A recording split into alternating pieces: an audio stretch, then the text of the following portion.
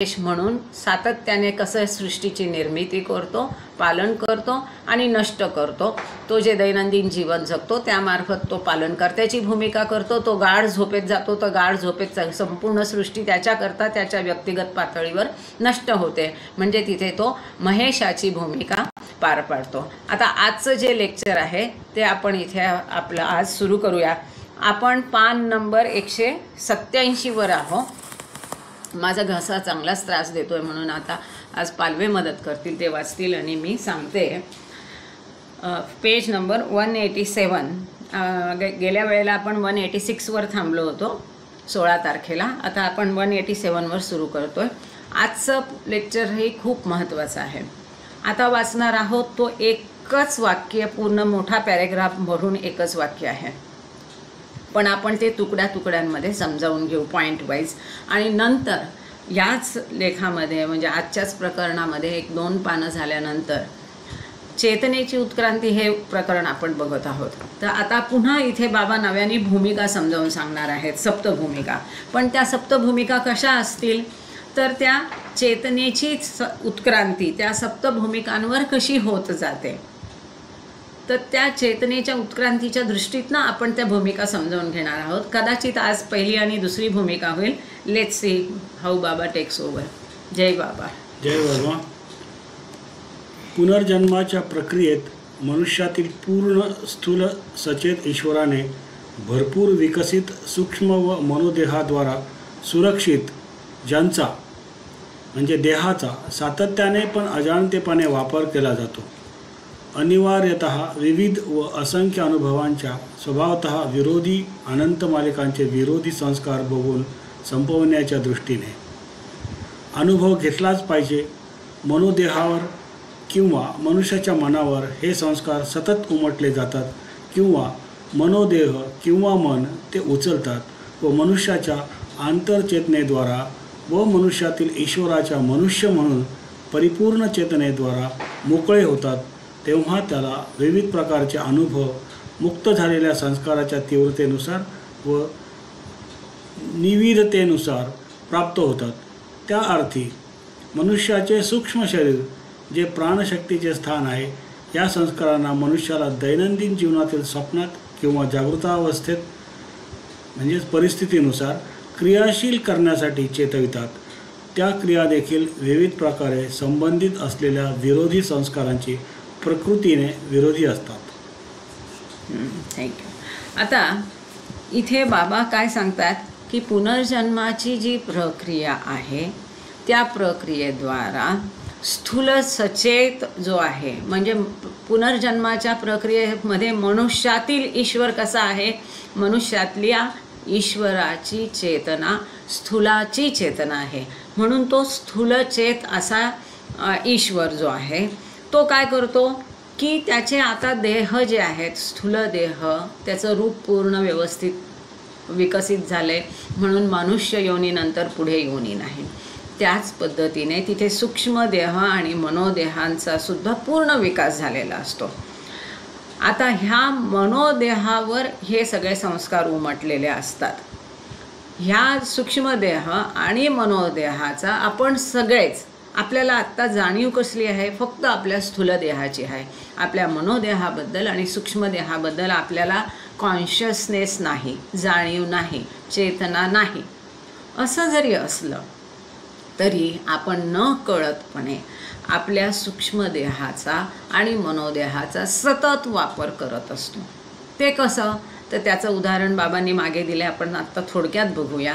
सूक्ष्मदेह म्हणजे काय, बळ म्हणजेच प्राणशक्ती, आणि प्राणशक्ती म्हणजे त्याशिवाय आपलं अस्तित्वच असणार नाही। पॉईंट नंबर 1, हे जे प्राणशक्ती आहे, सूक्ष्मदेह आहे, हा बळ आणि उत्साहाचं स्थान आहे। म्हणजे आपल्याला सगळ्या क्रिया करण्यासाठी जे बळ मिळतं, जो उत्साह मिळतो, तो ह्या प्राणशक्तीद्वारा मिळतो। म्हणजेच आपण बोलतो, चालतो, खातो, पितो, जे पण क्रिया करतो त्यामध्ये आपल्याला जाणीव जरी नसले सूक्ष्मदेहाची तरी आपण त्या सूक्ष्मदेहाचा वापर करत असतो। ह्याच पद्धतीने मनोदेह, आता मनोदेहाचं काम काय असतं, मन, विचार, भावना। तर आपल्याला मनोदेहाबद्दल आपण सचेत नसलो, जाणीव नसली तरी पण मनोदेहाचा आपण वापर करत असतो, विचार करतो, भावभावना आपल्या प्रगट करतो, म्हणजे अप्रत्यक्षपणे या तिन्ही देहांचा आपण उपयोग करतो. असा अजाणतेपणे याचा वापर सतत केला जातो. आता या देहांचा वापर करून जे असंख्य प्रकारचे आपण अनुभव घेतो आणि परस्पर विरोधी अनुभव घेतो, ही एक मालिकाच असते, चेन असते. ते कशासाठी असतात? या मनोदेहावर जे संस्कार उमटलेले असतात आधीचे, ते भोगून संपवण्यासाठी वेगवेगळ्या विविध पद्धतीचे अनुभव आपण घेतो. आणि हे अनुभव घेतलेच पाहिजे. का? कारण हे अनुभव नाही जर घेतले तर चेतनेचा हवा तसा विकास, आता तुम्ही म्हणाल की चेतनेचा विकास झाला, बरोबर आहे, पण पूर्ण विकास, प्रगल्भता, परिपक्वता चेतनेला येण्यासाठी, मानवी चेतना दैवी चेतनेत तब्दील होण्यासाठी, बदलण्यासाठी ह्या अनुभवांना अनुभवणं आवश्यक असतं. आता हे संस्कार कुठे असतात?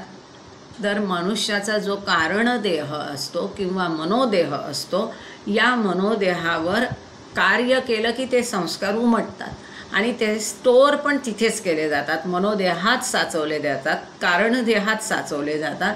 आणि म्हणूनच त्या मनोदेहाला कारणदेह म्हटलेलं आहे. कारण ज्या पद्धतीचे संस्कार असणार त्या प्रकारे पुढचा जन्म मिळणार, म्हणजे पुढच्या जन्माचं कारण हे संस्कार आहेत, म्हणून त्याला कारणदेह म्हटलेलं आहे. तिथे हे सगळे संस्कार सतत उमटले जातात, स्टोअर केले जातात. किंवा बाबा म्हणतात, असंही म्हणता येईल की आपण जे काही क्रिया करतो त्याचे जे संस्कार आहे, तो पटकन ती चिमणी कसा दाणा टिपते तसा मनोदेह किंवा मन ते संस्कार उचलतात.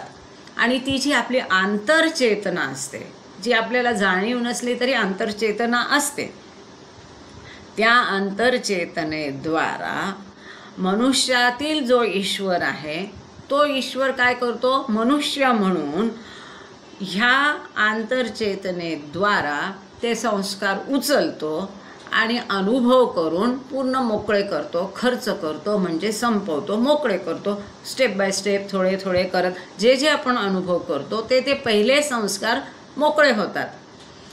पण ते संस्कार मोकळे करत असताना दुसरे संस्कार तयार होतात, हा वेगळा भाग.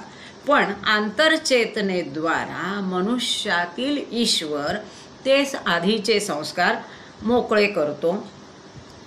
आणि हे जे विविध प्रकारचे अनुभव आहे त्या अनुभवांद्वारा जे संस्कार मुक्त होतात, त्या मुक्त झालेल्या संस्कारांच्या मार्फत चेतना अधिकाधिक परिपक्व होते.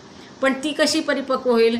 ज्या पद्धतीचे अनुभव आहेत, ज्या पद्धतीचे संस्कार आहेत, त्यांची तीव्रता कशी आहे, त्या पद्धतीने तशी चेतना उमलत जाते, अधिकाधिक प्रगल्भ विकसित, अधिकाधिक प्रगल्भ परिपक्व होत जाते. पण त्या संस्कारांची विविधता, त्या संस्कारांची अनुभवांची तीव्रता याच्यावर अवलंबून आहे की चेतना किती परिपक्व होईल. म्हणजेच काय की मनुष्याचं जे सूक्ष्म शरीर आहे, सटल बॉडी, ते काय आहे? प्राणशक्तीचं स्थान आहे.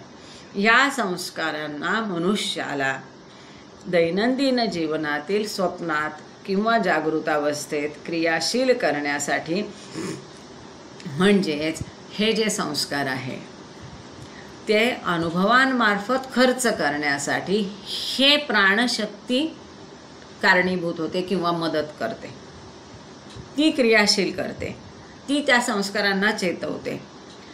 त्या क्रिया देखील विविध प्रकारे संबंधित असल्या विरोधी संस्कारांशी प्रकृतीने विरोधी असतात. ह्या ज्या म्हणजे संस्कार कधी विरोधी, आपण डिस्कोर्सेसमध्ये बघितलं की बाबांनी सांगितलं की आधीचे संस्कार नष्ट करायचे तर विवेकशील क्रिया केली पाहिजे की त्या संस्कारांना नष्ट करणारी क्रिया. म्हणून अशा विरोधी अनुभवांमार्फत, विरोधी संस्कारांमार्फत, म्हणजे त्यांचा स्वभाव धर्म, त्यांची प्रकृतीच विरोधी असते. म्हणून इथे म्हटलं की विरोधी संस्काराशी प्रकृतीने विरोधी असतात असे ते संस्कार.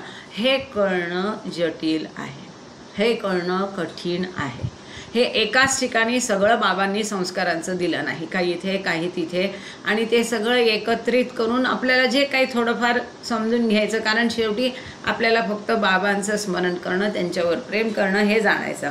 बाकी जेवढं बाबा सांगतायत, बाबांनी स्वतः सांगितलं की पूर्ण संस्कारांचं मी जर तुम्हाला समजवायला गेलो तर तुमचे काही जन्म खर्च होतील, पण तुम्हाला ते पूर्ण समजणार नाही, कारण ते अत्यंत जटिल आहे. प्रत्येकाचे संस्कार वेगळे, प्रत्येकाचे अनुभव वेगळे, त्यासाठी कोणत्या पद्धतीचा विरुद्ध संस्कार निर्माण करावा लागेल वगैरे वगैरे, हे मोठं प्रकरण आहे. पुढे आपण सध्या प्रकरणाशी फोकस राहूया. अशा तऱ्हेने स्थूल भूमिकेवर मानव अवस्थेत जरी प्राणशक्ती व मन पूर्ण विकसित आणि सातत्याने आणि सुसंगतपणे त्याचा वापर होतो, तरी त्याची उपयोगिता ही अप्रत्यक्षपणे व अजाणतेपणी झालेली असते.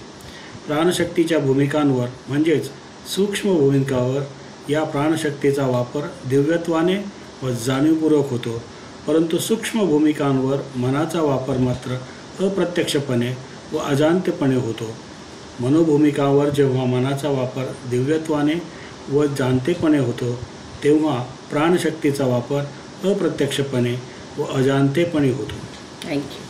आता इथे इतकं छान सांगितलं आहे बाबांनी. हा सुद्धा एक पूर्ण पॅरेग्राफ म्हणजे एक वाक्य आहे, आणि त्याच्यात 4 महत्त्वाचे मुद्दे आहेत, ते आपण आता बघू.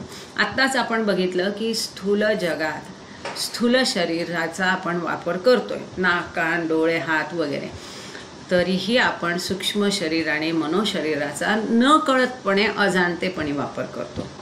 आता बाबा पुढे जात आहेत. पुढे बाबा काय सांगतात की स्थूल भूमिकेत जरी आपण प्राणशक्ती आणि मन पूर्ण विकसित असले आणि त्याचा सतत वापर करत असलो, सुसंगतपणे जरी त्याचा वापर करत असलो, आणि ह्याची उपयोग आपण कसा करतो, प्रत्यक्ष आणि अजाणतेपणी करतो. पण आता बाबा स्थूल जगातून, म्हणजे आपण, तुम्ही, आम्ही सगळे स्थूल जगातून भूमिकेच्या जगात गेलेले आहेत, आणि भूमिकांच्या जगात काय होतं, चेतना कशी काम करते, ते बाबा इथे सांगतात. थोड्याफार फरकाने आधीच्या प्रकरणात आपण हे बघितलेलंच आहे, अगदी चार्ट वगैरे काढून बघितलं होतं. तो चार्ट पण कुणी केला प्रेझेंट तर ठीक आहे, नाही केला तरी काही हरकत नाही. आता बाबा सांगतात की प्राणशक्तीच्या भूमिकावर, म्हणजेच सूक्ष्म भूमिकावर, म्हणजेच ज्या सप्तभूमिका आहेत, त्या सप्तभूमिकातून 4थ्या भूमिकेपर्यंत, पहिली भूमिका ही स्थूल आणि सूक्ष्माची सीमारेषा आहे. त्यामुळे तिथे स्थूलाचं पण भान असतं, सूक्ष्म जगताचं आणि सूक्ष्म शरीराचं पण भान असतं, आणि दोन्हीचा आलटून पालटून वापर तो साधक करतो. 4थ्या भूमिकेतला साधक हा पार्शली सूक्ष्म जगतात आणि पार्शली मनोजगतात असतो, त्यामुळे तिथे सुद्धा तो दोन्हीचाही वापर करतो. पण जेव्हा फक्त सूक्ष्म जगतात म्हणजे 2री 3रीमध्ये साधक असतो, तेव्हा तिथे मात्र, आता स्थूल जगात प्राण, शरीर आणि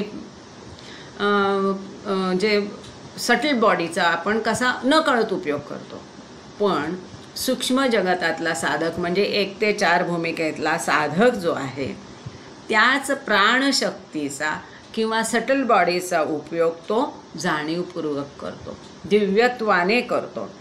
परंतु मनाचा वापर मात्र तिथे तो अजाणतेपणी आणि न कळत करतो, कारण सूक्ष्म भूमिकांवर तो असतो, म्हणजेच 1 ते 4 भूमिकांवर सटल वर्ल्डमध्ये तो असतो. तेव्हा he is conscious of only his subtle body, म्हणजे तिथे तो केवळ त्याच्या सूक्ष्म शरीराबद्दल सचेत असतो. तिथे त्याला स्थूलाचं भान नसतं, मनोजगताचं, मनोशरीराचं भान नसतं. त्यामुळे तिथे तो काय करतो, सूक्ष्म शरीराचा, प्राणशक्तीचा उपयोग जाणतेपणी आणि दिव्यत्वाने करतो. पण मनाचा वापर मात्र तो अजाणतेपणी, मनाचाही तिथे वापर करतो, पण तो अजाणतेपणी अप्रत्यक्षपणे करतो. स्थूल शरीराचाही तिथे तो वापर करतो. 1 ते 4थ्या भूमिकेतले साधक स्थूल शरीराचा वापरही अजाणतेपणी न कळत करतात, ऑटोमॅटिक होतो तो त्यांच्याकडनं, त्याच्या मागे त्यांना भान नसतं. पण जे पंचेंद्रिय आहेत, हात, पाय, खाणं, झोपणं, हे सगळं ते नकळतपणे, जसं आत्ता आपण सूक्ष्म शरीर आणि मनोशरीराचा नकळतपणे वापर करतो, तसं ते सूक्ष्म भूमिकांवरचे साधक स्थूल शरीराचा अवयवांचा उपयोगही न कळतपणे करतात आणि मनोशरीराचा उपयोगही अजाणतेपणे त्यांच्याकडून केला जातो. पण जेव्हा मनोभूमिकांवर आपण बघतो, म्हणजे 5वी आणि 6वी भूमिका, ते काय असतात? ते मनोजगतात असतात आणि मनाबद्दल सचेत असतात. मनोशरीराबद्दल त्यांची कॉन्शियसनेस असतो. त्यांना स्थूल शरीराचा, सूक्ष्म शरीराचा कॉन्शियसनेस नसतो. त्यावेळेला तिथे मात्र साधक मनोशरीराचा उपयोग जाणतेपणे, सचेतपणे आणि तिथे जाणतेपणाने मनोशरीराचा उपयोग करतो. पण मनोजगतातले म्हणजे 5व्या आणि 6व्या भूमिकांमधील साधक तिथे मात्र सटल बॉडीचा, सूक्ष्म शरीराचा आणि प्राणशक्तीचा वापर न कळतपणे, अजाणतेपणे करतात. हे क्लिअर झालंच असेल. आणि आपल्याकडे ह्याचा आपण पूर्वी एक कलरफुल असा हाताने बनवला होता चार्ट, त्याच्यामध्ये हे अजून क्लिअर होईल.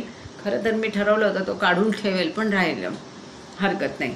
आता आपण पुढे जाऊया पान नंबर 188 वर. हे कळलं ना की भूमिका क्लिअर होतील. हे महत्त्वाचं आहे भूमिकांवर. आपण मागे पण बघितलं आहे की सूक्ष्म पहिले ते 4 सूक्ष्म जगत, त्यांना तिथे स्थूलाचं भान नसतं, सूक्ष्म शरीराचं भान असतं. 5 ते 6 मनोजगत, तिथे त्यांना स्थूल आणि सूक्ष्माचं भान नसतो, फक्त मनोशरीराचं भान असतं. आणि नॅचरली त्यामुळे तिथे त्यांच्या चेतनेद्वारे त्या शरीरांचा कॉन्शियसली उपयोग होतो. आणि स्थूलाचं भान नाही, सूक्ष्माचं नाही, तर तिथे त्या प्राणशक्तीचा, स्थूल शरीराचा, अवयवाचा उपयोग अजाणतेपणे होतो. अनिवार्यतः निष्कर्ष हा निघतो की जेव्हा मनुष्य अवस्थेतील हा स्थूल सचेत ईश्वर स्थूल जगतात परस्पर विरोधांचा अनुभव घेतो, तेव्हा तो पुनर्जन्म, कधी पुरुष म्हणून तर कधी स्त्री म्हणून, विविध जातीत, संप्रदायात, राष्ट्रीयत्वात, वर्णात व विविध निरनिराळ्या स्थळी किंवा खंडात विविध संस्कारांचे पुनरावलोकन करीत व त्यांना परस्पर विरोधांचा अनुभव घेत नष्ट करीत अनेक वेळा घेतो. थँक्यू. आता पुढे बाबा इथे सांगतात की विरोधी संस्कार म्हणजे काय असतात. याचं थोडक्यात उदाहरण बाबांनी आपल्याला कळावं म्हणून सोपं उदाहरण दिलं की आतापर्यंत जे बाबांनी ह्या पहिल्या पानावर सांगितलं आहे की स्थूल चेतना, सूक्ष्म चेतना आणि मनोचेतना, कारण चेतनेची उत्क्रांती हे प्रकरण आहे. त्या अनुषंगाने ही चेतना प्रत्येक पातळीवर कशी बदलते, त्या देहांचा कसा वापर होतो हे बघितल्यानंतर असा निष्कर्ष निघतो की मनुष्य अवस्थेतला ईश्वर कसा आहे? स्थूल सचेत ईश्वर आहे. हा मनुष्याच्या अवस्थेतला ईश्वर परस्पर विरोधी गोष्टींचा अनुभव घेतो. परस्पर विरोधी गोष्टींचा अनुभव घेऊनच त्या पद्धतीचे संस्कार नष्ट केले जातात. आता परस्पर विरोधी गोष्टी म्हणजे काय? तर कधी तो पुरुष असेल, कधी स्त्री असेल, कधी तो ब्राह्मण असेल, कधी तो SC ST असेल, म्हणजे उच्च जात आणि उच्च नीच जात, ह्या वेगवेगळ्या जातीत त्याचा होईल, वेगवेगळ्या संप्रदायात त्याचा होईल, वेगवेगळ्या राष्ट्रीयत्वात त्याचा जन्म होईल, वेगवेगळ्या वर्णात होईल, म्हणजे कधी तो काळा असेल तर कधी गोरा असेल, निरनिराळ्या स्थळी त्याचा जन्म होईल, वेगवेगळ्या कालखंडात होईल, वेगवेगळ्या खंडात म्हणजे आशिया खंड, युरोप खंड, अशा वेगवेगळ्या आफ्रिका खंड, अशा वेगवेगळ्या खंडात त्याचा जन्म होईल. आणि अशा पद्धतीने वेगवेगळ्या संस्कारांचं तो पुनरावलोकन करत वेगवेगळ्या परस्पर विरोधी गोष्टींचा अनुभव घेत पहिले संस्कार तो नष्ट करीत जातो. आता जर तो स्त्री असेल तर त्यांनी फार श्री हक्क अमुक धमुक फार केलं तर डेफिनेटली पुढच्या जन्मात त्याला पुरुषाचा जन्म मिळणार. किंवा आता त्याने फार पुरुष प्रधान संस्कृतीचा उदो केला तर डेफिनेटली त्याला पुढचा जन्म स्त्रीचा मिळणार. आता जर तो गोरा असेल आणि त्याचा फार त्याने अहंकार बाळगला तर पुढचा जन्म त्याला डेफिनेटली तो काळा होणार. आता जर आम्ही हिंदूचे संस्कृती पुरस्कर्ते आहोत, हिंदू धर्मच मोठा आहे वगैरे जर असा आम्ही गळा फोडून जर हिंदुत्व केलं तर डेफिनेटली पुढचा जन्म त्याचा आता ज्या धर्माचा पंथाचा तो द्वेष करतो पुढचा जन्म त्याचा त्याच धर्मामध्ये होणार हे अगदी नक्की आहे. कुठे तुम्ही आता पाकिस्तानचा द्वेष कराल, कुठे तुम्ही लंडनचा द्वेष कराल, कुठे तुम्ही ऑस्ट्रेलिया कसला द्वेष कराल तर पुढचा जन्म त्या खंडात होणार. पण याच्यात बाबांनी म्हणजे हे कसे परत म्हणून आपण कसं राहायचं, कोणाचा द्वेष नाही. स्त्री असू दे पुरुष असू दे समानता हा भाव बाळगायचा. मग आपल्या संस्काराप्रमाणे पुढचा जन्म जो मिळायचा तो मिळेल. तर बाबांनी याचं पण एक उदाहरण छान पुढे सांगितलेलं आहे की याच्यातच पुढे आहे माहिती नाही की एखाद्याचा सतत पौर्वात्य देश आहे, पूर्वेकडचे देश आहे, कदाचित डिस्कोर्सेसमध्ये असेल किंवा यात असेल तर वाचनात येईलच, पण आता अनुषंगाने आलं तर त्याची चर्चा करूया. आणि आता काय झालं आहे की अमरावतीला नेमकं त्यांनी मला हाच संस्कारांचा विषय दिला आहे, त्याच्यामध्ये अजून आपण इन डिटेल करूच. आत्ता आपला फोकस आहे चेतनेची उत्क्रांती, त्या अनुषंगाने आपण समजावून घेऊ. एखाद्याने सतत 4-5 वेळा त्याचा जन्म पूर्वेकडच्या देशात म्हणजे आपल्याकडच्या हिंदुस्थानात समजा उदाहरणार्थ घेतला, एखाद्याचा जन्म सतत पौर्वात्य देशात 4-5 वेळा झाला म्हणजे त्याचे संस्कार इकडचे पक्के झाले, हो की नाही. इकडचे रूढी रीती रिवाज किंवा आध्यात्मिक वगैरे अशा पद्धतीच्या मनाची त्याची जडणघडण झालेली आहे. आणि आता हे संस्कार वाढले म्हणून जर त्याचा जन्म पाश्चिमात्य देशात झाला तर तिथे सुद्धा तो इथे ज्या पद्धतीचं जीवन त्यांनी व्यतीत केले आहे साधं सालस त्याच पद्धतीचं ठोक पद्धतीनं जीवन तो पाश्चिमात्य देशात राहून नंतर व्यतीत करतो असा पण उल्लेख बाबांनी ह्याचा केलेला आहे. तर हे नक्की कोणाचं काय होतं की स्त्री झाले म्हणजे पुढच्या जन्मात पुरुषच होणार किंवा आधीच्या जन्मात पुरुषच असेल असं आपण खात्रीने ठोकताळ्याने सांगू शकत नाही कुणाचंच. त्यामुळे तशा पद्धतीचं काही डोक्यात विचारही आणायचे नाही. हे सगळं बाबांवर सोपून द्यायचं हे अत्यंत जटिल आहे. आणि ते कैक आता आपण एवढं पाषाण योनीपासून आलो आहे तर कधीचे काय कसे संस्कार हे आपल्याला कळणं कधीही बाबांनी हे सांगितलं की हे कळणं कधीही शक्य नाही. आणि आधी काका सांगतात की तुम्हाला जर समजूनच काही घ्यायचं असेल, बाबांना त्यांना विचारलं आधी काकांना की बाबांनी अध्यात्मातल्या कोणत्या गोष्टी करू नका असं स्पष्टत्वाने सांगितलं आहे. तर विशेषतः आय एम सॉरी पाश्चिमात्यांना असे प्रश्न फार पडतात. तर आदी काकांनी त्यांना सांगितलं की संस्कार समजावून घ्यायचा प्रयत्न करणं किंवा जाणणं की मला अमुक एक आता करावं लागतं म्हणजे हे माझ्या पूर्वजन्मातले संस्कार असतील का किंवा मी पूर्वजन्मात काय होतो किंवा पूर्वजन्म जाणून घेतो हे कधीही भानगडीत आपण पडायचं नाही. केवळ बाबांनी सांगितलेल्या पद्धतीनं जीवन जगायचं एवढाच फोकस ठेवायचा. हे थोडंफार जे बाबांनी सांगितलं ते इतरांना त्याबद्दल कळावं, त्या पद्धतीने त्यांच्या चेतनेचा विकास व्हावा म्हणून आपण वाचतो, समजावतो, समजावून सांगतो, त्याची मदत इतरांना होईल म्हणून. पण त्याच्या अधिक खोलात जाण्याची गरज नाही. पुढे नेहमी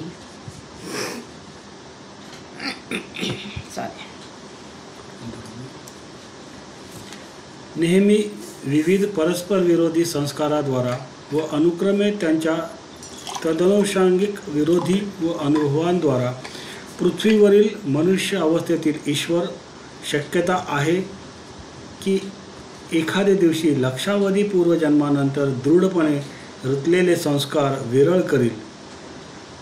मानवी रूपांच्या तथाकथित जन्ममृत्यू चक्राची ही प्रक्रियाच अंततः मनुष्य अवस्थेतील स्थूलावस्थेत ईश्वराच्या चेतनेला आत्मानुवर्ती उत्क्रांतीसाठी उद्युक्त करते.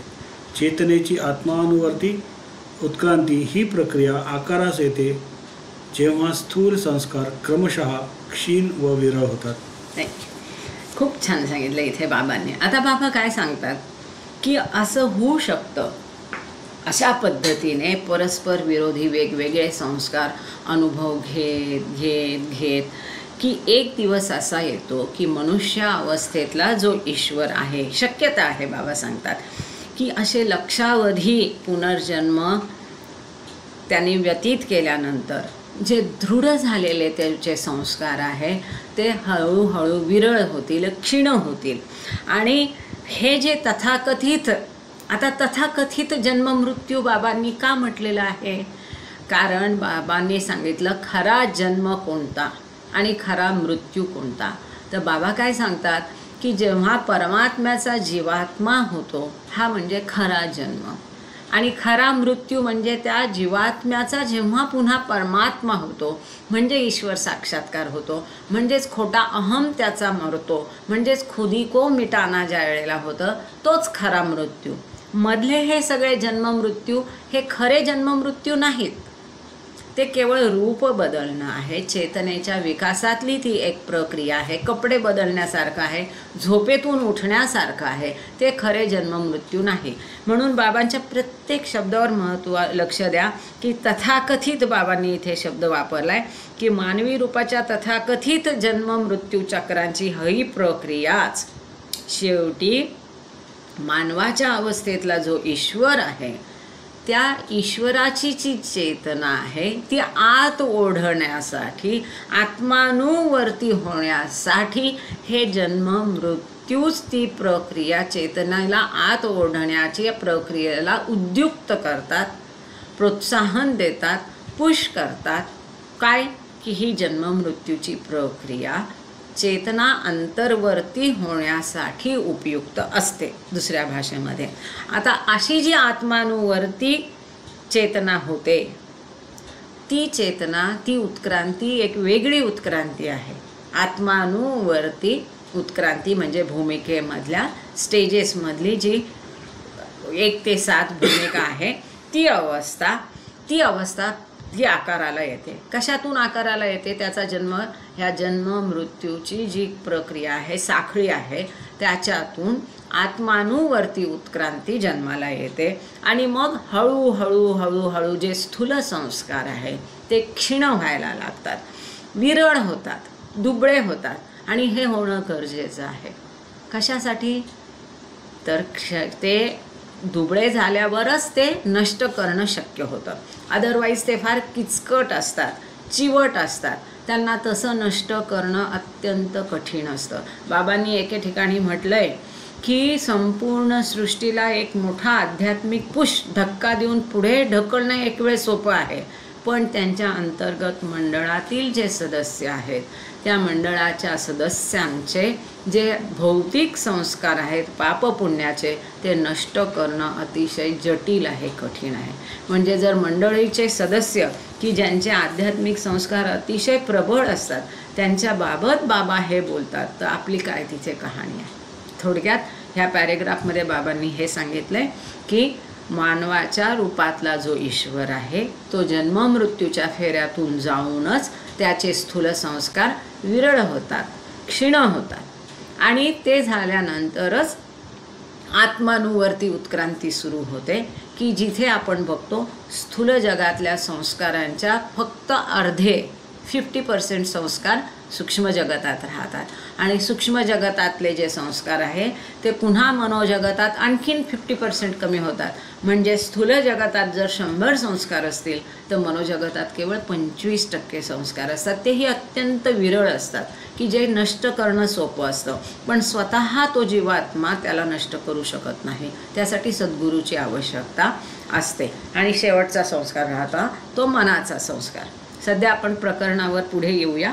पुढे मनुष्य अवस्थेतील ईश्वराच्या चेतनेची आत्मानुवर्ती उत्क्रांती केवळ तेव्हाच शक्य आहे जेव्हा विरोधी संस्कार प्रदीर्घ प्रक्रियेनंतर क्रमशः पूर्वजन्माच्या अचूक प्रक्रियाद्वारा जी प्रक्रिया स्थूल संस्काराच्या मर्यादाकडे अग्रेसर होते, विरळ होतात. हे तुम्हाला पाणी पडेल तोपर्यंत घेऊन. आता पुढे बाबा सांगतात हे अत्यंत महत्त्वाचं आहे की मानवाच्या अवस्थेतला जो ईश्वर आहे त्याच्या चेतनेची ही जी आत्मानुवर्ती प्रक्रिया सुरू झाली, उत्क्रांती सुरू झाली, ती कधी शक्य आहे? जेव्हा हे आधी विरोधी संस्कार प्रदीर्घ मोठी क्रिया आहे, त्याच्यात बेचैनी उतावीळ काही कामाची नाही. बाबांनी वेळोवेळी वेगवेगळ्या ठिकाणी सतत हे सांगितलं आहे, डिस्कोर्सेसमध्ये पण हे सतत सांगितलं आहे की ही प्रक्रिया अत्यंत स्लो असते, प्रदीर्घ असते, पण ती कंटिन्युअसली व्हायला हवी. जे काही आपण प्रयत्न करतो ते सतत प्रयत्न केले पाहिजे. आज केलं उद्या सोडून दिलं ह्याचा उपयोग तिथे होत नाही. तर जेव्हा ही अशी प्रदीर्घ प्रक्रिया आहे, कोणती प्रक्रिया आहे प्रदीर्घ? पुनर्जन्माची आहे. ते पुनर्जन्म अगदी अचूक आहे, तिथे फसवणूक नाही. आपण ईश्वराला जसं लहान मुलगा म्हणतो भुवा करतो, तो उल्लू बनाया म्हणतो, तसं आपण ईश्वराला उल्लू बनवू शकत नाही. तिथे त्याला आपल्या ह्याच्यात वेदांतामध्ये चित्रगुप्त वगैरे म्हटलेलं आहे की त्याने हिशोब ठेवलेला आहे. तो हिशोब ज्याचा त्याच्या मनोदेहातच असतो. तर त्या प्रक्रियेद्वारा ती अचूक प्रक्रिया आहे, त्यात काहीही चूक कधीही होत नाही. अशा अचूक पुनर्जन्माच्या प्रक्रियेद्वारा जी प्रक्रिया स्थूल संस्कारांकडून हळूहळू ते संस्कार विरळ होण्याकडे ती पुढे जाते आणि त्या मानवाच्या अवस्थेतल्या ईश्वराला आत्मानुवर्ती प्रक्रियेकडे ती पुढे नेते. पुढे जेव्हा स्थूल संस्कारांची मर्यादा गाठली जाते तेव्हा ती स्थिती प्राप्त होते की ज्या ठिकाणी मनुष्य अवस्थेतील स्थूल सचेत ईश्वर क्रमशः स्थूल जगापासूनचे साहचर्य सोडतो. जसे चेतनेची आत्मानुवृत्ती उत्क्रांती चेतनेला अंतर्मुख करू लागते, बिगिन्स टू इनफोल्ड. एकाच वेळी चेतनेच्या आत्मानुवृत्ती उत्क्रांतीच्या आरंभाबरोबर मनुष्य अवस्थेतील ईश्वर स्थूल जगताच्या परस्पर विरोधी संस्कारांचा अनुभव घेण्यापासून क्रमशः असाहचर्यित होतो. आता इथे बाबांनी ह्या पॅरेग्राफमध्ये काय सांगितलं? जन्म मृत्यूबद्दल सांगितलं. जन्म कधी होतो, मृत्यू कधी होतो. जन्म होतो म्हणजे काय करतो? त्या रूपाशी आपलं साहचर्य होतं, तादात्म्य होतं. एकदा आपण एका रूपामध्ये जन्म घेतला. मग आता इंदुताई म्हणून जन्म घेतला ईश्वराने की तो ईश्वर काय होतो? त्या इंदुताईंच्या रूपाशीच एक रूप होतो. तो म्हणतो मी म्हणजे इंदुलता गुप्ता, हो की नाही?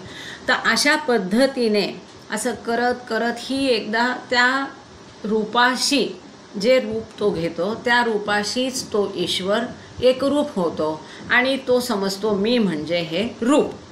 आता ते रूप तो कधी सोडतो?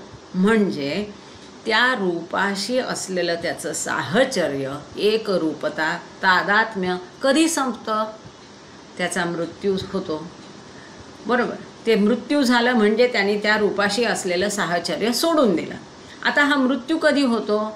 ते जे स्थूल संस्कार त्या देहामध्ये असताना जे त्याला आपण काय म्हणतो, प्रत्येकजण आपलं प्रारब्ध सोबत गावठोडं घेऊन आलेलं आहे, असा आपल्याकडे एक प्रचार आहे, म्हणण्याची पद्धत आहे. म्हणजेच काय, हे जे पापपुण्य संस्कार वगैरे आपल्याला जे काही संस्कार या जन्मात आपल्याला व्यय करायचे, खर्च करायचे, ते एकदा ते जे स्थूल संस्कारांची मर्यादा गाठली की त्या रूपाचं साहचर्य तो ईश्वर मानव अवस्थेतला सोडून देतो. म्हणजेच त्याचा भौतिक मृत्यू होतो. एकदा त्याचे ते, आणि ह्याचं बाबांनी सांगितलं एक प्रपोर्शन ठरलेलं आहे, एक त्याचा अनुपात म्हणजे प्रपोर्शन, एक रेशो ठरलेला आहे. काय असतं पहा, चांगले आणि वाईट दोन्ही संस्कार जर एकदम बॅलन्स झाले तर मृत्यूनंतर लगेच जन्म होतो. पण ही अवस्था अत्यंत दुर्मिळ आहे, असं सहसा होत नाही. नेहमी काय होतं, चांगले तरी संस्कार जास्त असतात किंवा वाईट तरी जास्त असतात. चांगले संस्कार जास्त असेल तर मृत्यूनंतर तो स्वर्गात जातो, वाईट संस्कार जास्त असतील तर नरकात जातो. जर दोन्ही संस्कार असतील तर ह्याचं पण बाबांनी उत्तर दिलं आहे. बाबा इथे सांगतात, यात नाही पण दुसरीकडे बाबांनी दिलं आहे, पण ओघात आलं म्हणून सांगते. जर चांगले आणि वाईट दोन्ही त्याचे संस्कार प्रबळ असतील तर आधी त्याला नरकात पाठवून ते वाईट संस्कार संपवावे लागतात, नंतर त्याला स्वर्गात पाठवून तिथे पाठवणं म्हणजे कुठली जागा नाही आहे, तो ती अनुभव आहे, मनाचं एक अवस्था आहे. मग तो स्वर्गात जाऊन चांगले संस्कार तो अनुभवेल आणि मग ते जे काही इथे काय होतं, दोन्ही संस्कार पूर्ण संपतात असं नाही. ते संस्कार संपणारच तेवढ्यात त्याचा पुन्हा जन्म होतो. तो जन्म कधी होतो त्याचाही रेशो ठरलेला आहे. बाबांनी सांगितलं की चांगले किंवा वाईट संस्कार एक विशिष्ट रेशो काय तो दिलेला नाही आहे आणि आपण ते मोजूही शकत नाही. पण समजण्यासाठी इतकंच लक्षात ठेवा की त्याचा एक निश्चित अनुपात आहे, रेशो आहे, प्रमाण आहे. त्या प्रमाणात ते संस्कार झाले की त्या आत्म्याचा पुन्हा जन्म होतो. ठीक आहे. तर अशा पद्धतीने पुन्हा जन्म होतो म्हणजे त्या रूपाशी तो एकरूप होतो, साहचर्य जोडतो. हेच ह्या पॅरेग्राफमध्ये बाबांनी सांगितलेलं आहे की एकदा त्यांनी स्थूल जगापासूनचं साहचर्य सोडलं की जी चेतना आहे ती आत्मानुवर्ती उत्क्रांती चेतनेला अंतर्मुख करू लागते आणि एकाच वेळी चेतनेच्या आत्मानुवर्ती म्हणजे आतमध्ये घेतलेली चेतना की जी आता बाह्य जगापासून विमुख झालेली आहे, उत्क्रांतीच्या आरंभाबरोबर म्हणजे त्याच्या 1 to 7 स्टेप्स सुरू होतात. मनुष्य अवस्थेतला ईश्वर स्थूल जगतात जे त्यांनी परस्पर विरोधी संस्कार घेतले, अनुभव घेतलेले आहेत, त्यापासून तो असाहचर्यित होतो म्हणजे त्याचा मृत्यू होतो. त्याच्यातलं तो साहचर्य सोडून देतो जेव्हा त्या अशा पद्धतीने त्याची चेतना आतमध्ये होते, आत्मानुवर्ती चेतना होते. पुढे हे पाहिले होते. आता आपण 2 ओळी घेऊन पान नंबर 189 189 वर जाणार आहोत. हे पाहिले होते की चेतनेच्या उत्क्रांतीच्या प्रक्रियेद्वारा ईश्वराने परिपूर्ण चेतना प्राप्त केली, परंतु प्राप्त पूर्ण चेतना ही संस्कारित चेतना होती. परिपूर्ण चेतनेचे प्राप्त संस्कार पुसून टाकण्यासाठी पुनर्जन्माची प्रक्रिया व चेतनेच्या प्रक्रिया अनुसरल्याच पाहिजेत. हे आपल्याला सगळ्यांना माहिती आहे. 1-2 महत्त्वाचे मुद्दे बाबांनी ह्या छोट्या पॅराग्राफमध्ये सांगितलेले आहे. बाबा सांगतात की चेतनेच्या उत्क्रांतीची जी प्रक्रिया आहे ती आपण बघितलेली आहे. उत्क्रांती कोणती? पाषाण योनीपासून मनुष्य योनीपर्यंत जी उत्क्रांती होती, जिथे रूपांचा विकास होतो, ह्या रूपांच्या विकासाबरोबरच चेतनेची उत्क्रांती होत गेली. आता अशा पद्धतीने उत्क्रांती होत होत मनुष्य योनीमध्ये चेतना पूर्ण विकसित झाली. परंतु चेतना जरी पूर्ण विकसित झाली तरीही अजूनही ती चेतना स्थूलाची चेतना होती, संस्कारित चेतना होती. अजूनही त्याने त्यातल्या ईश्वराला हा अनुभव दिला नाही की मी ईश्वर आहे. आता तो ईश्वर त्या मनुष्य देहाशी, त्या मनुष्य रूपाशीच एकरूप झाला. त्याचं कारण त्याची चेतना पूर्ण विकसित जरी असली तरी ती चेतना संस्कारित चेतना होती. हे अत्यंत महत्त्वाचं. कशी चेतना होती? पूर्ण विकसित असली तरी ती संस्कारित चेतना होती. आता ही पूर्ण चेतना आहे, पण त्या पूर्ण चेतनेवर जे संस्कारांची पुटं साचलेली आहेत ती घासून काढली पाहिजे. मग ह्या संस्कारांची जी चेतनेवरची पुटं साचलेली आहेत ती चेतनावरची संस्कारांची पुटं नष्ट करून ती चेतना अशी लख्ख तळपली पाहिजे. त्यासाठी पुनर्जन्मांची प्रक्रिया अटळ आहे, आवश्यक आहे की ज्या पुनर्जन्माच्या प्रक्रियेद्वारा चेतनेवरचे हे संस्कार पुसले जातात आणि ह्या संस्कार पुसून मग ती चेतना दिव्य चेतना होऊ शकते. म्हणून पुनर्जन्मांची प्रक्रिया अटळ आहे. कशासाठी? तर चेतनेवरची संस्कारांची पुटं नष्ट करण्यासाठी. हे झालंच पाहिजे, पुनर्जन्म झालेच पाहिजे. का? कारण त्यातूनच ती संस्कारित चेतना संस्कारांपासून मुक्त होणार आणि मग ती दैवी चेतना होणार ईश्वराच्या. आता आपण पेज नंबर 189 189 वर आहोत. ईश्वराच्या चेतनेच्या उत्क्रांतीच्या प्रक्रियेची तुलना मनुष्याच्या क्रमशः उन्मिलित नेत्रांशी केलेली होती. जेव्हा मनुष्याने त्याचे डोळे पूर्णतः उघडले तेव्हा तिची तुलना चेतनेच्या उत्क्रांतीच्या अंताशी केलेली होती. कारण ईश्वराने नंतर पूर्ण चेतना प्राप्त केलेली होती. आता इथे बाबांनी एक छान छोटं सोपं उदाहरण दिलेलं आहे की ही जी उत्क्रांतीची प्रक्रिया आहे, कसली उत्क्रांती? चेतनेची उत्क्रांती. चेतनेचा विकास तर झाला, आता ती उत्क्रांतीची जी प्रक्रिया आहे, जी विकसित होण्याआधीची प्रक्रिया म्हणजे मनुष्य योनीत ती पूर्ण विकसित होते. तर बाबांनी त्याची तुलना की पूर्ण न उघडलेल्या डोळ्यांशी, अर्धवट मग हळूहळू पूर्ण असे डोळे उघडतात, तर त्या उन्मिलित म्हणजे अर्धवट उघडलेल्या डोळ्यांशी ती चेतनेच्या प्रक्रियेची तुलना बाबांनी केलेली आहे. आणि जेव्हा डोळे पूर्ण उघडले तेव्हा त्याची तुलना चेतनेच्या उत्क्रांतीच्या अंताशी, म्हणजे तिथे चेतना पूर्ण विकसित झाली, म्हणजे मनुष्य योनीमधला तो ईश्वर आहे की जिथे त्याचे डोळे पूर्ण उघडले, म्हणजे चेतना पूर्ण विकसित झालेली आहे, तेव्हा चेतनेच्या उत्क्रांतीचा अंत म्हणजे पूर्ण उघडलेले डोळे तिथे केलेले आहे. कारण इथे काय की नंतर ईश्वराने मनुष्य योनीमध्ये पूर्ण चेतना प्राप्त केली, म्हणजे डोळे पूर्ण उघडले मानव अवस्थेत. पुढे मानव अवस्थेतील ईश्वराच्या पुनर्जन्माच्या प्रक्रियेची तुलना पूर्ण जागृत असलेल्या मनुष्याशी करता येईल. जो मनुष्य पूर्ण उन्मिलित नेत्र असलेला, भरपूर सचेत संस्कारांच्या परस्पर विरोधी विविध अनुभव घेत, जे संस्कार त्याने जीवनातील कैक वर्षात संकलित केले होते व जे तो आता प्रक्रियाशील होऊन आपल्या जीवन कालावधीत त्याच्या स्वला विसरित आपली अनेकविध कामे कार्यान्वित करीत असताना अनुभवतो. आता पुढे बाबा सांगतात की ही जी ईश्वराची पुनर्जन्म आहे, ईश्वराचे पुनर्जन्म कसे? आपल्या सगळ्यांमध्ये ईश्वर आहे, म्हणजेच मानव अवस्थेतला जो ईश्वर आहे त्याच्या ज्या पुनर्जन्म आहेत मनुष्य अवस्थेतले, ते कशासाठी गरजेचे आहे? त्याच्या संस्कारित चेतनेवरील संस्काराची पुट जाण्यासाठी. पण ही जी पुनर्जन्माची प्रक्रिया आहे त्याची तुलना बाबा सांगतात एक माणसाशी करता येईल. कसा मनुष्य? की पूर्ण डोळे उघडलेला मनुष्य.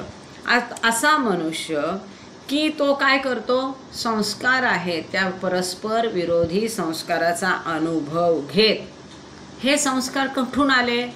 कैक वर्षात त्यांनी गोळा केलेले जे अनुभव आहेत, ते अनुभव गोळा केल्यामुळे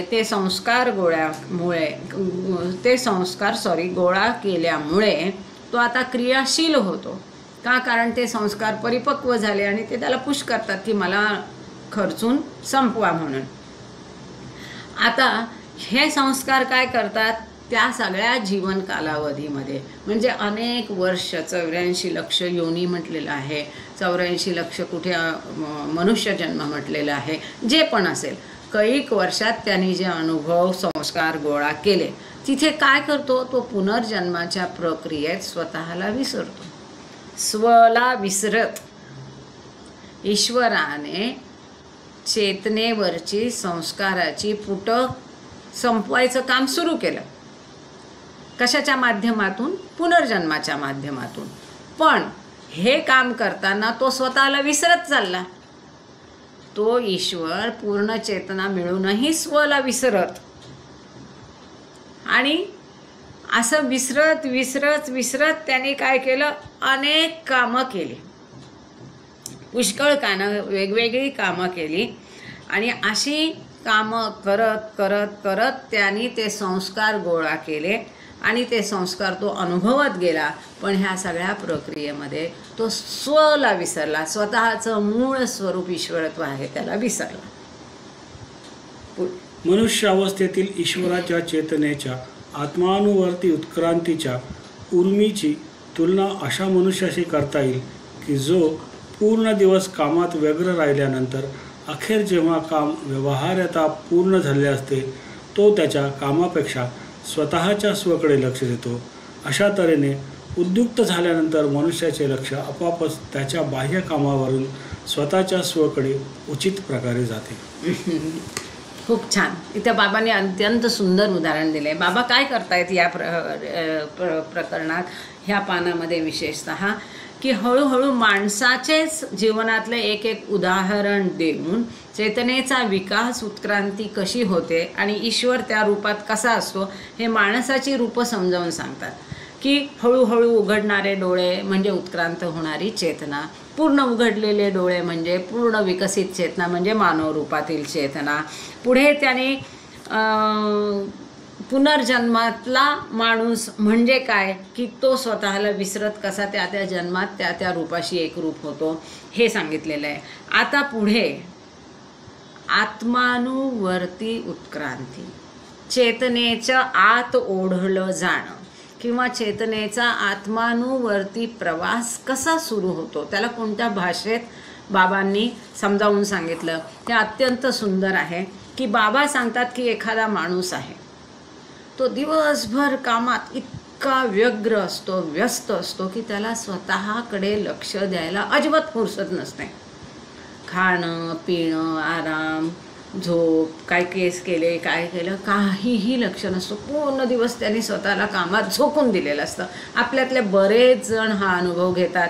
मग घरातली काम करणारी ती एखादी महिला असो, माता असो, ऑफिसात काम करणारा असो, डॉक्टर लोक विशेषतः अजिबात त्यांना समजा एखादा ॲनेस्थेटिस्ट आहे आणि भूलतज्ञ, त्यांनी एखाद्या पेशंटला भूल दिली आणि मोठं ऑपरेशन, काही ऑपरेशन 6 तास 8 तास चालतात आणि भूलतज्ञाला पूर्ण वेळ, रादर सर्जनपेक्षाही भूलतज्ञाचं काम जास्त किचकट असतो. पूर्ण भुलीतून बाहेर येऊन तो भानावर कॉन्शियस शुद्धीत पेशंट येत नाही तोपर्यंत त्याचं काम संपत नाही. आणि याला 8-8 10-10 तास लागतात. तितका वेळ त्याला डोळ्यात तेल घालून तिथे थांबावं लागतं आणि मग त्याला जे काही खायचं प्यायचं ते तो 8-10 तासांनी करणार. म्हणजे स्वतःकडे तो लक्ष कधी देणार, त्याच्या कामातून तो पूर्ण मोकळीक झाल्यावर तो स्वतःकडे लक्ष देतो. मग तो जाऊन जरा तोंडावर पाणी मारेल, फ्रेश होईल, केस बीस करेल, कॅन्टीनला जाईल, वडापाव खाईल, नाही तर चहा खाईल, डोसा खाईल, जे काही आहे, किंवा त्याचा बरोबर डबा असेल तर त्यातली पोळी भाजी उघडून तो कधी खाईल. हे सगळं कामातून त्याला वेळ मिळाल्यावर, त्याचा पेशंट शुद्धीत आल्यावर हे तो करू शकेल. बरोबर. तर इथे बाबांनी सांगितलेलं आहे जसा एखादा माणूस त्याच्या पूर्ण कामाच्या व्यस्ततेतून त्याला सवड झाल्यावर स्वतःकडे तो लक्ष देतो, त्याच पद्धतीने हे जे पुनर्जन्माच्या प्रक्रियेत संस्कार खर्च करायचे नष्ट करायचे, खर्च करायचे नष्ट करायचे, क्षीण क्षीण झाल्यानंतर त्याच्याशी साहचर्य संपल्यावर मग तो मनुष्य रूपातला ईश्वर स्वतःकडे लक्ष देतो, स्वकडे लक्ष देतो, आतला जो ईश्वर आहे त्याच्याकडे लक्ष देतो. म्हणजे तिथे त्याची चेतना अंतर्वर्ती कशी होते याच्यासाठी बाबांनी हे उदाहरण दिलं की स्वतःकडे लक्ष देतो तसं आपोआप त्याचं लक्ष जेव्हा काम संपेल ह्या माणसाचं तेव्हा त्याचं स्वतःकडे लक्ष जातं. तसंच ही जी अनेक पुनर्जन्मांची साखळीद्वारे जेव्हा तो माणसाच्या रूपातला ईश्वर ते संस्कार, त्या चेतनेवरचे संस्कार नष्ट करत करत जातो तेव्हा त्याची चेतना अंतर्वर्ती होते, आत ओढली जाते स्वतःकडे. तेव्हा म्हणजे स्वकडे, मनुष्य रूपाच्या आत कोण आहे, स्व म्हणजे ईश्वर आहे, त्या ईश्वराकडे तेव्हा त्याचं लक्ष जातं. I hope it is clear. फार सुंदर सांगितलं आहे बाबाने, त्यापेक्षा वेगळ्या सुंदर शब्दात सांगूच शकत नाही खरं तर. ज्याप्रमाणे पूर्ण चेतना 7 विभिन्न अवस्थेत उत्क्रमित झाली त्याप्रमाणे पूर्ण उत्क्रमित चेतना आत्मानुवर्ती उत्क्रांतीच्या 7 विभिन्न अवस्थांद्वारा पूर्णतः आत्मानुवर्ती उत्क्रांत झाली. आता इथे बाबा काय सांगतात, चेतनेची उत्क्रांती कशी झाली. तर आपल्याला माहिती आहे पाषाण ते मनुष्य या 7 रूपांमधून जशी चेतनेची उत्क्रांती झाली तशी आता उत्क्रांत झालेली चेतना संस्कारातून मुक्त झाली पाहिजे, प्रगल्भ झाली पाहिजे. ती पुन्हा 7 भूमिका ज्या आहेत 1 ते 7 या सप्तभूमिकांमार्फत पुन्हा ती आत ओढल्या गेली ती चेतना आणि आत ओढल्या गेल्यानंतर ती आतली उत्क्रांती त्याची सुरू झाली. आत्मानुवर्ती उत्क्रांती सुद्धा पुन्हा 7 भूमिकातून होते. चेतनेची उत्क्रांती होऊन ती अगदी कमी असते ना. पाषाण भूमिकेत चेतना नाही के बराबर असते, कीटक योनीत अजून कमी असते, म्हणजे आणखीन थोडी वाढते, वनस्पती योनीत अजून थोडी वाढते, अशी चेतना हळूहळू विकसित होऊन मनुष्य योनीत ती पूर्ण विकसित होते. आता ही पूर्ण विकसित चेतना पुन्हा 7 भूमिकांमधून आत्मानुवर्ते अंतर्वर्ती तिची उत्क्रांती सुरू होते. आतला प्रवास त्या चेतनेचा पुन्हा 7 भूमिकातून होतो. ह्या चेतनेच्या आत्मानुवर्ती उत्क्रांतीच्या अवस्थांना चेतनेच्या 7 भूमिका असे नाव दिले आहे. 7वी भूमिका ही चेतनेच्या आत्मानुवर्ती उत्क्रांतीच्या प्रक्रियेतील 7वी व शेवटली, जेथे चेतना पूर्णतः आत्मानुवर्ती उत्क्रमित झालेली असते व ईश्वर जाणीवपूर्वक त्याचा शाश्वत अपरिमित अस्तित्वाचा अनुभव घेतो. म्हणजेच ईश्वर जो मूळतः अचेत होता त्याला आता स्वतःच्या विस्मृतीचीही विस्मृती होते. सुंदर, खूप सुंदर. आता बाबा काय सांगतात की ह्या ज्या आत्मानुवर्ती उत्क्रांती आहे, चेतनेची आत्मानुवर्ती उत्क्रांती, साधी उत्क्रांती म्हणजे चेतनेचा विकास पूर्ण झाला. आता आत्मानुवर्ती उत्क्रांतीच्या मार्फत जेव्हा ही चेतना विकसित होते त्या 7 त्याला म्हटलेलं आहे, बाबा सांगतात की या चेतनेच्या आत्मानुवर्ती उत्क्रांतीला चेतनेच्या 7 भूमिका असं नाव दिलेलं आहे. हे आपल्याला सगळ्यांना माहिती आहे. आणि ही जी 7वी भूमिका आहे, ही जी आहे ती आत्मानुवर्ती आत ओढलेल्या चेतनेच्या उत्क्रांतीची सगळ्यात शेवटची पायरी आहे. का? कारण तिथे जसं मनुष्य योनीमध्ये चेतना पूर्ण विकसित होते तसं 7 भूमिका ओलांडल्यावर 7व्या भूमिकेमध्ये ही जी आत्मानुवर्ती चेतना आहे तिथे आत्मानुवर्ती चेतना पूर्ण उत्क्रमित झालेली, हा शब्द बाबांनी वापरलाय. पूर्ण उत्क्रमित झाले म्हणजे प्रगल्भ झाले. म्हणजेच दुसऱ्या भाषेत साध्या शब्दात मानवी चेतना तिथे दैवी चेतना झाली. आणि त्यामुळे त्या ईश्वराला, माणसातल्या ईश्वराला त्याचं जे स्वतःचं अमर्याद अस्तित्व आहे, कधीही नष्ट न होणाऱ्या अस्तित्वाचा माणसामधला ईश्वर तिथे अनुभव घेतो. कुठे? 7व्या भूमिकेत. का? कारण आत्मानुवर्ती चेतना तिथे पूर्ण उत्क्रमित झाली, प्रगल्भ झालेली आहे. आणि जो मूळ ईश्वर होता, जो अचेत होता, त्याला माहीत नव्हतं. तिथे फक्त अस्तित्व होतं पण चेतना नव्हती. अशी कोणती? मूळ परात्पर परब्रह्म, बियॉन्ड गॉड स्टेट अवस्था, जिथे तो ईश्वर अचेतन होता. तो ईश्वर होता, अस्तित्व होतं, पण त्याला तिथे जाणीव नव्हती की मी म्हणजे ईश्वर आहे. म्हणून तो नेणिवेतला आत्मा निघाला होता प्रवासाला स्वतःला जाणण्यासाठी, कोहम म्हणून. त्या कोहमचं त्याला उत्तर सोहम मिळतं. म्हणजे इथे आता तो अचेत राहत नाही, त्याची चेतना संस्कारित राहत नाही, त्याची चेतना स्थूलाची राहत नाही, त्याची चेतना मानवी राहत नाही, तर ती कोणती? दैवी चेतना होते. आणि आता त्याला जी स्वतःचा विसर पडला होता, माणसातल्या ईश्वराला स्वतःचा विसर पडला होता, मी म्हणजे ईश्वर हे तो विसरला होता. तर त्या विस्मृतीचंही त्याला विस्मरण होतं. इथे तो म्हणतो, अरे मी तर ईश्वर होतो, आहे आणि राहणार. आणि तिथे तो मीच ईश्वर आहे या स्थितीचा अनुभव घेतो. आणि तिथे त्याला विसर पडला होता याचाही विसर होतो. तो विसरून जातो की मी विसरलो होतो स्वतःला, हे तो विसरून जातो. आणि इतकी कालचक्र, इतके करोडो वर्ष, अरबो वर्ष त्यांनी जो प्रवास केलेला आहे तो त्याला काही वाटत नाही केल्यासारखा. त्याला असं वाटतं, अरे एक क्षणच झाला, काहीच वेळ गेला नाही, आत्ता तर हे सगळं घडलं, अशा पद्धतीने तिथे त्याला अनुभव येतो. आता आपण आहोत पान नंबर 190 वर, मनुष्य अवस्थेतील. मनुष्य अवस्थेतील ईश्वराच्या चेतनेच्या क्रमशः होणाऱ्या आत्मानुवर्ती उत्क्रांतीच्या या 7 स्थितींची तुलना मनुष्याच्या पूर्ण उन्मिलित नेत्रांशी करता येईल. जेव्हा तो प्रथम आपल्यासमोर टक लावून पाहतो व नंतर आपल्यापासून दूरवर पाहतो, नंतर स्वतःचा स्व पाहण्याच्या प्रयत्नात तो डोळे 7 स्थितीत क्रमशः खाली करतो. तोपर्यंत परिणामतः त्याच्या स्वतःच्या दृष्टीच्या कक्षात तो आपला स्व अंतर्भूत करतो. इथे बाबांनी अजून एक उदाहरण दिलं की ही आत्मानुवर्ती उत्क्रांती कशी होते, की तो काय करतो, ही जी क्रमशः उत्क्रांती आहे एकदम होणार नाही. लोकांना असं झटपट का जमाना आहे 2 मिनिट्स मॅगी नूडलचा असं बटन दाबल्यासारखं हे होत नाही. ती अत्यंत स्लो प्रोसेस आहे, हळूहळू होते, क्रमशः होते. ती व्हायच्या त्या पद्धतीने त्या स्टेपनीच ती होते. तर ही जी आहे अनुक्रमे हळूहळू क्रमाक्रमाने पायरीने जी होणारी आत्मानुवर्ती उत्क्रांती आहे त्या 7 भूमिकांची तुलना बाबा सांगतात माणसाच्या डोळ्याशी करता येईल. उघडे असलेले डोळे का, कारण इथे चेतना पूर्ण विकसित आहे. सुरुवातीला तो स्वतः समोर टक लावून बघतो, मग नंतर स्वतःकडे बघायचं असेल तर हळूहळू असं करत मग त्याची नजर स्वतःकडे जाते.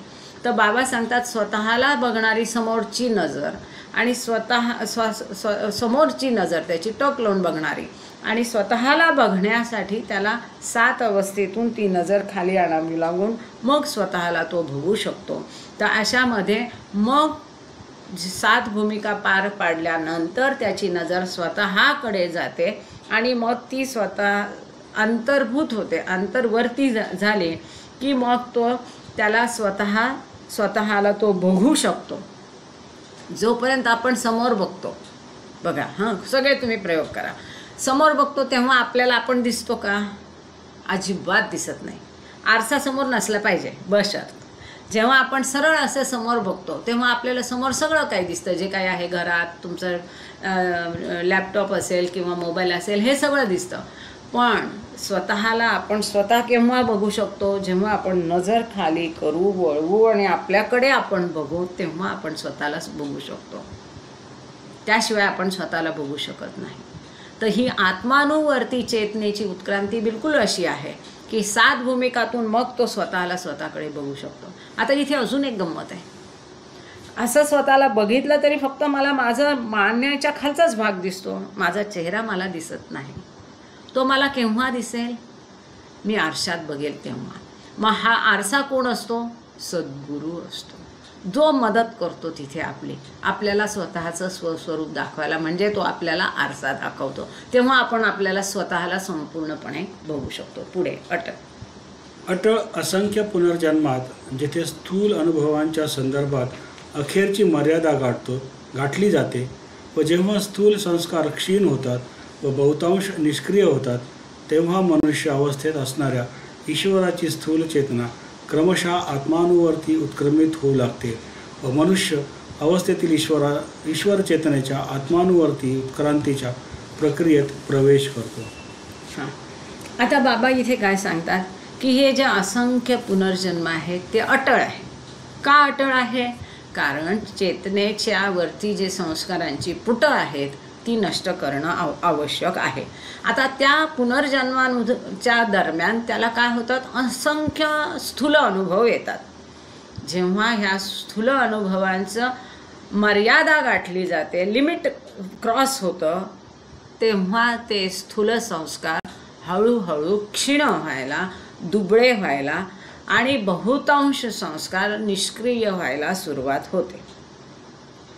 जेव्हा असं सुरुवात होते तेव्हा मनुष्य अवस्थेतला जो ईश्वर आहे, तुमच्या आमच्यामधला जो ईश्वर आहे, त्याची ही स्थूल चेतना हळूहळू क्रमाक्रमाने आत्मानुवर्ती होऊ लागते, अंतर्वर्ती होऊ लागते आणि त्या मनुष्याच्या अवस्थेतला ईश्वर ह्या चेतनेची एक जी नवी पातळी आहे, आत्मानुवर्ती होण्याची जी प्रक्रिया आहे, त्या प्रक्रियेमध्ये तो पदार्पण करतो, प्रवेश करतो.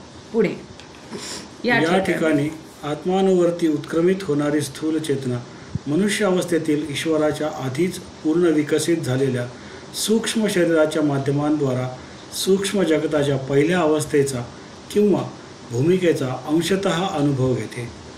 पहिल्या भूमिका. आता इथे बाबा काय सांगतात, इथे फर्स्ट प्लेन बाबांनी समजावून सांगितलेली आहे. पहिली भूमिका इथे बाबा समजावून सांगतात की जेव्हा हे स्थूल संस्कार दुबळे होतात, क्षीण होतात आता त्या मनुष्याच्या अवस्थेतल्या ईश्वराने आंतरवर्ती ज्या उत्क्रांतीचा चेतनेचा प्रवास आहे त्यात पदार्पण केलंय, प्रवेश केला. आता तिथे केल्यानंतर काय होतं, इथे त्याची स्थूल चेतना जी आहे ती स्थूल चेतना सूक्ष्म शरीराच्या माध्यमाद्वारा सूक्ष्म जगताच्या पहिल्या अवस्थेचा सूक्ष्म अवस्थेचा किंवा पहिल्या अवस्थेचा किंवा पहिल्या भूमिकेचा अंशतः अनुभव घेते.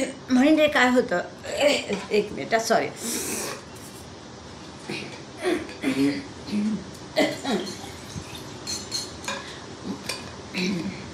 म्हणजे काय होतं की जी स्थूल चेतना आहे तो पहिल्या भूमिकेत आला. फर्स्ट प्लेन म्हणजे काय हे बाबांनी दुसऱ्या शब्दात इथे सांगितलेलं आहे. आपण हे मागे भूमिकेच्या प्रकरणात बघितलेलं आहे. पहिली भूमिका ही स्थूल आणि सूक्ष्मच्या सीमारेषेवर आहे. म्हणजे काय की तिथे काही वेळा त्याला स्थूलाचं भान असतं, काही वेळा सूक्ष्माचं भान असतं. तिथे त्याला स्थूल शरीराचंही भान असतं, सूक्ष्म शरीराचं. कधी ते स्थूलाचं भान जातं, कधी सूक्ष्माचं भान येतं.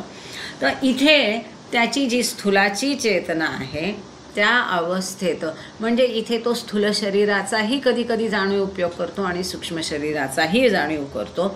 सूक्ष्म शरीराचा उपयोग कधी कधी स्थूलाच्या मार्फत पण तो करतो. म्हणजे त्याची जी पूर्ण विकसित झालेली सूक्ष्म शरीर आहे त्या सूक्ष्म शरीराच्या माध्यमाद्वारा सूक्ष्म जगताच्या पहिल्या अवस्थेचा किंवा पहिल्या भूमिकेचा तो अंशतः अनुभव घेतो. पूर्ण नाही, पार्शल. आता पुढे काय होतं, पहिल्या भूमिकेपूर्वीची पहिल्या भूमिकेपूर्वीची ही प्राथमिक अवस्था होय की जेथे मनुष्य अवस्थेतील स्थूल सचेत ईश्वराची आत्मानुवर्ती उत्क्रमित स्थूल चेतना सूक्ष्म जगताच्या पहिल्या भूमिकेची दृश्य प्राप्त करते व अंशतः स्थूल शरीराद्वारा व अंशतः सूक्ष्म शरीराद्वारा त्यांच्या संस्कारांचा अनुभव घेते. येथे स्थूल व सूक्ष्म अशा दोन्हीही इंद्रियांचा वापर होतो. हे महत्त्वाचं इथे. इथे स्थूल इंद्रियांचाही तो वापर करतो, सूक्ष्म इंद्रियांचाही वापर करतो आणि दोन्हीचा तो क्रमाक्रमाने उपयोग करतो. पहिल्या भूमिकेचं हे वैशिष्ट्य आहे. आतापर्यंत तो काय होतं, फक्त त्याला स्थूल शरीराचं भान होतं आणि स्थूल इंद्रियांचा तो वापर करत होता. त्याला सूक्ष्म शरीराचं भान नव्हतं. सूक्ष्म शरीराचा उपयोग तो अजाणतेपणा करत होता. बरोबर. आता पहिल्या भूमिकेमध्ये तो स्थूल शरीर आणि सूक्ष्म शरीर दोन्हीबद्दल चेतना ठेवतो, दोन्हीचाही उपयोग करतो. कारण तिथे त्याची चेतना अंतर्वर्ती झालेली आहे. सूक्ष्म शरीराचा विकास तर ऑलरेडी झालेला आहे पण त्याचं भान आता त्याला यायला लागलं. ही प्राथमिक अवस्था आहे की जिथे त्याचे आत्मानुवर्ती जी उत्क्रमित स्थूल चेतना आहे तिला सूक्ष्म भूमिकेवरची दृश्य दिसायला लागतात. म्हणजे काय आहे की सूक्ष्म जगतात त्याचं हे पदार्पण आहे. म्हणजे पहिली भूमिका. म्हणजे काय तर पहिल्या भूमिकेमध्ये त्याचे काही संस्कार स्थूल संस्कार असतात, काही संस्कार सूक्ष्म असतात. इथे त्याने स्थूल संस्कार बनवणं बंद करतो, सूक्ष्म संस्कार बनायला सुरुवात होते. ह्या पहिल्या भूमिकेचं आसमान, आकाश हे ह्याच्या पहिल्या भूमिकेशी एक आकाश निगडीत आहे. म्हणजे काय, त्या आसमानचे 3 भाग आहे, ABC. हे इथे बाबांनी सांगितलेलं नाही, हे क्रिएशन अँड कॉजेसमध्ये सांगितलेलं आहे. आपण तिथे बघितलेलं, इथे परत त्याची पुनरावृत्ती करतो.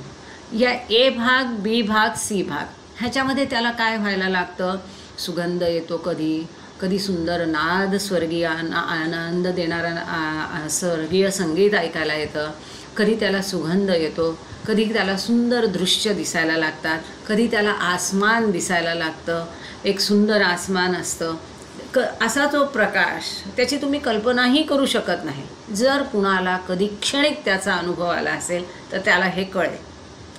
कधीतरी क्षणिक अनुभव येऊ शकतो। असा एक सुंदर प्रकाश असतो, तो तेजमय असतो पण प्रखर नसतो। त्याला आपण आपल्या भौतिक भाषेत समजावूच सांगू शकत नाही। असा कधी त्याला प्रकाश दिसतो।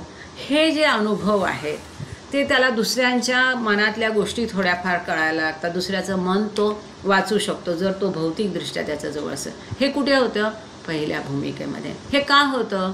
कारण स्थूलाची चेतना कमी होऊन अंतर्वर्ती झाला आहे। आतमध्ये काय झालं आहे? आतमध्ये ईश्वर आहे। ईश्वराकडे काय आहे? अमर्याद ज्ञान, शक्ती आणि आनंद आहे। त्याची क्षमता अमर्याद आहे। त्या अमर्याद क्षमतेचा थोडा अंशाचा तो अनुभव पहिल्या भूमिकेत सूक्ष्म जगतात राहून सूक्ष्म शरीरामार्फत घेऊ शकतो। पुढे ही ती स्थिती आहे की जेथे मनुष्य अवस्थेतील ईश्वर जणू सीमारेषेवर उभा आहे, जी स्थूल जगताला सूक्ष्म जगतापासून मर्यादित करते व जेथे मनुष्य अवस्थेतील ईश्वराच्या चेतनेला विचित्र गोष्टींचे अनुभव येतात। तो त्यांच्या स्थूल डोळ्यांनी सूक्ष्म भूमिकांचे दृश्य पाहतो, त्याच्या स्थूल कानांनी सूक्ष्म भूमिकेतील संगीत ऐकतो, त्याच्या स्थूल नाकाने सूक्ष्म सुगंधाचा आनंद घेतो। थोडक्यात मनुष्य अवस्थेतील स्थूल सचेत ईश्वर जो सूक्ष्म जगतांच्या अंशतः पहिल्या भूमिकेवर असतो, स्थूल इंद्रियांद्वारा सूक्ष्म संस्कारांचा अनुभव घेतो। तर पहिल्या भूमिकेवर चेतनेची उत्क्रांती कशी होते, पहिल्या भूमिकेवर त्याला काय काय अनुभव येऊ शकतात। दिसायला तो सामान्य आपल्या तुमच्या आमच्यासारखाच असतो। अत्यंत महत्त्वाची गोष्ट, त्याला स्वतःला माहीत नसतं की मी कुठल्या भूमिकेवर आहे किंवा इतरांनाही कुणी सांगू शकत नाही। मी बघितलं 2-3 लेक्चरमध्ये एकदम लोग क्लेम करतात, नाही मी ये भूमिकेवर हूँ, वो भूमिकेवर है, किंवा हा बाबा प्रेमी त्या भूमिकेवर आहे। तो मंडळी कोणीही नाही असं सांगू शकत। रेणुका मोरे जर असतील तर त्यांना कळलं असेल। राजेश धात्रिक आणि ह्यांनी मागच्या वेळी प्रश्न केला होता की कोण कोणत्या भूमिकेवर कसं जाणायचं। अजिबात जाणू शकत नाही। फक्त सद्गुरू जे आहेत, परफेक्ट मास्टर अगदी आणि अवतार, हेच ते सांगू शकतात की कोण कोणत्या भूमिकेवर आहे। बाकी त्या स्वतःलाही माहीत नसतं। इथपर्यंत की बाबांनी स्वतः हे सांगितलंय की मंडळींना सुद्धा त्यांच्या अवस्था आणि पोझिशनबद्दल माहिती, ज्ञान, चेतना नसते। मंडळींना स्वतःला सुद्धा माहीत नसतं की त्याची काय पोझिशन आहे, ते अंतर्गत मंडळात आहेत, इनर सर्कलमध्ये आहेत, काय आहेत, त्यांना स्वतःलाही काहीही त्याची चेतना जाणीव नसते। हे महत्त्वाचं आपण इथे समजून घेतल्यावर आता पहिल्या भूमिकेची स्थिती बाबा समजावून सांगतात पुढे, ती समजून घेऊया। पहिल्या भूमिकेतल्या माणसामधला जो ईश्वर आहे की नाही, कोण आहे? माणसातला ईश्वर, त्याचं आपण समजून घेतोय। तो कसा आहे? जणू सीमारेषेवर आहे। कसली सीमा आहे? स्थूल आणि सूक्ष्माची ती सीमारेषा आहे। ती अशी आहे की सूक्ष्म जगतापासून ते मर्यादित करते स्थूल जगाला, तिथे थांबवते। त्या मर्यादेवर तो सीमेवर आहे। थोडं त्याला स्थूलाचं कधी भान येतं, कधी सूक्ष्माचं भान येतं जातं। ते काही काळापुरतं, कंटिन्युअस त्याला स्थूलाचं भान नसतं, कंटिन्युअस त्याला सूक्ष्माचं भान नसतं। तिथे काय होतं? अशा जो सीमारेषेवर आहे, कोण आहे? मनुष्य रूपातला ईश्वर सीमारेषेवर आहे, स्थूल आणि सूक्ष्माच्या। तिथे त्याला विचित्र गोष्टींचे अनुभव, वेगवेगळ्या गोष्टींचे विचित्र म्हणण्यापेक्षा वंडरफुल म्हणायला पाहिजे, अशा अद्भुत म्हणायला पाहिजे, अद्भुत गोष्टींचे अनुभव येतात। ते काय असतात? आता हे महत्त्वाचं, त्याच्या स्थूल डोळ्यांनी सूक्ष्म भूमिकांची दृश्य तो बघतो। अचानक तुम्हाला अगदी सूक्ष्म रूपातले बाबा दिसतील की तुम्ही कल्पनाही करू शकत नाही की तांदळाच्या दाण्याच्या एवढे, गव्हाच्या दाण्याच्या एवढे किंवा एक बोराच्या एवढे बाबा कसे असू शकतील, पण असं दिसू शकतं। त्याला स्थूल कानांनी ह्याच कानांनी त्याला सूक्ष्म भूमिकाचं संगीत ऐकायला मिळतं. एक नाद असतो, करून एक नाद येतो, त्याला तुम्ही ओंकार नाद म्हणून बाबा सांगतात. असं संगीत की जे तुम्ही वर्णनच करू शकत नाही भौतिक शब्दात, आणि भौतिक जगातल्या कुठल्याही संगीताची त्याला उपमा देऊ शकत नाही, असं संगीत तिथे त्याला ऐकायला मिळतं. याच स्थूल नाकाने त्याला खूप सुगंध सुंदर येतो. तो कसा सूक्ष्म सुगंधाचा आनंद घेतो. मग तो इतरांना विचारतो, तुला वास आला का, तुला वास आला का? पण तो नाक वास घेतो ह्याच नाकाने, पण तो नाक वास कुठला या स्थूलाच्या जगातला नसतो, तो सूक्ष्म जगतातला असतो, त्याचा तो आनंद घेतो. थोडक्यात म्हणजे काय, मनुष्य अवस्थेतला स्थूल चेतन ईश्वर जो स्थूल जगताच्या अंशतः स्थूल जगात अंशतः सूक्ष्म जगात आहे, असा तो पहिल्या भूमिकेवरचा ईश्वर या स्थूल इंद्रियांद्वारा सूक्ष्म संस्कारांचा अनुभव घेतो. पुढे स्थूल चेतनेच्या. अच्छा, 1 मिनिट. हे छान चाललंय, आणि कधी पण बाबांचं असं काही पुस्तक वाचायला लागलं की असंच चालत राहावं असं वाटतं आपल्याला. पण जसं आपण ठरवलेलं आहे की 15 मिनटं प्रश्नोत्तराला द्यायची. आता 50 झालेले आहे, 10 मिनिट शिल्लक आहे. त्या 10 मिनिटात आपण 2 गोष्टी करू. आरती आज निशिकांत नाईक भाऊ करणार आहे असं सांगितलेलं आहे केतकीने. प्रार्थनेला कोण पुढे येतं, ज्याला कधी संधी मिळाली नाही बऱ्याच दिवसात, त्यांनी प्रार्थनेला पुढं या. आणि जर आतापर्यंत जे आपण वाचलं, काय काय वाचलं, आता आपण पहिली भूमिका बघितली, स्थूल चेतना पुनर्जन्म का आहेत, ती संस्कारांची नष्ट करण्यासाठी कसं पुनर्जन्मांचा उपयोग आहे, संस्कार काय आहे, अशा काही गोष्टी आपण आता आज या प्रकरणात बघितल्या. याच्याबद्दल जर जय बाबा. हां, ठीक आहे, थँक्यू. केतकी प्रार्थना म्हणेल आणि निशिकांत आरती म्हणते. तर आता या आजच्या प्रकरणाबद्दल कुणाला काही शेअर करायचं असेल किंवा कुणाला काही विचारायचं असेल तर हँड रेज करा. जय बाबा असेल तर ते घेऊन, नाही तर पुढे जाऊ आपण.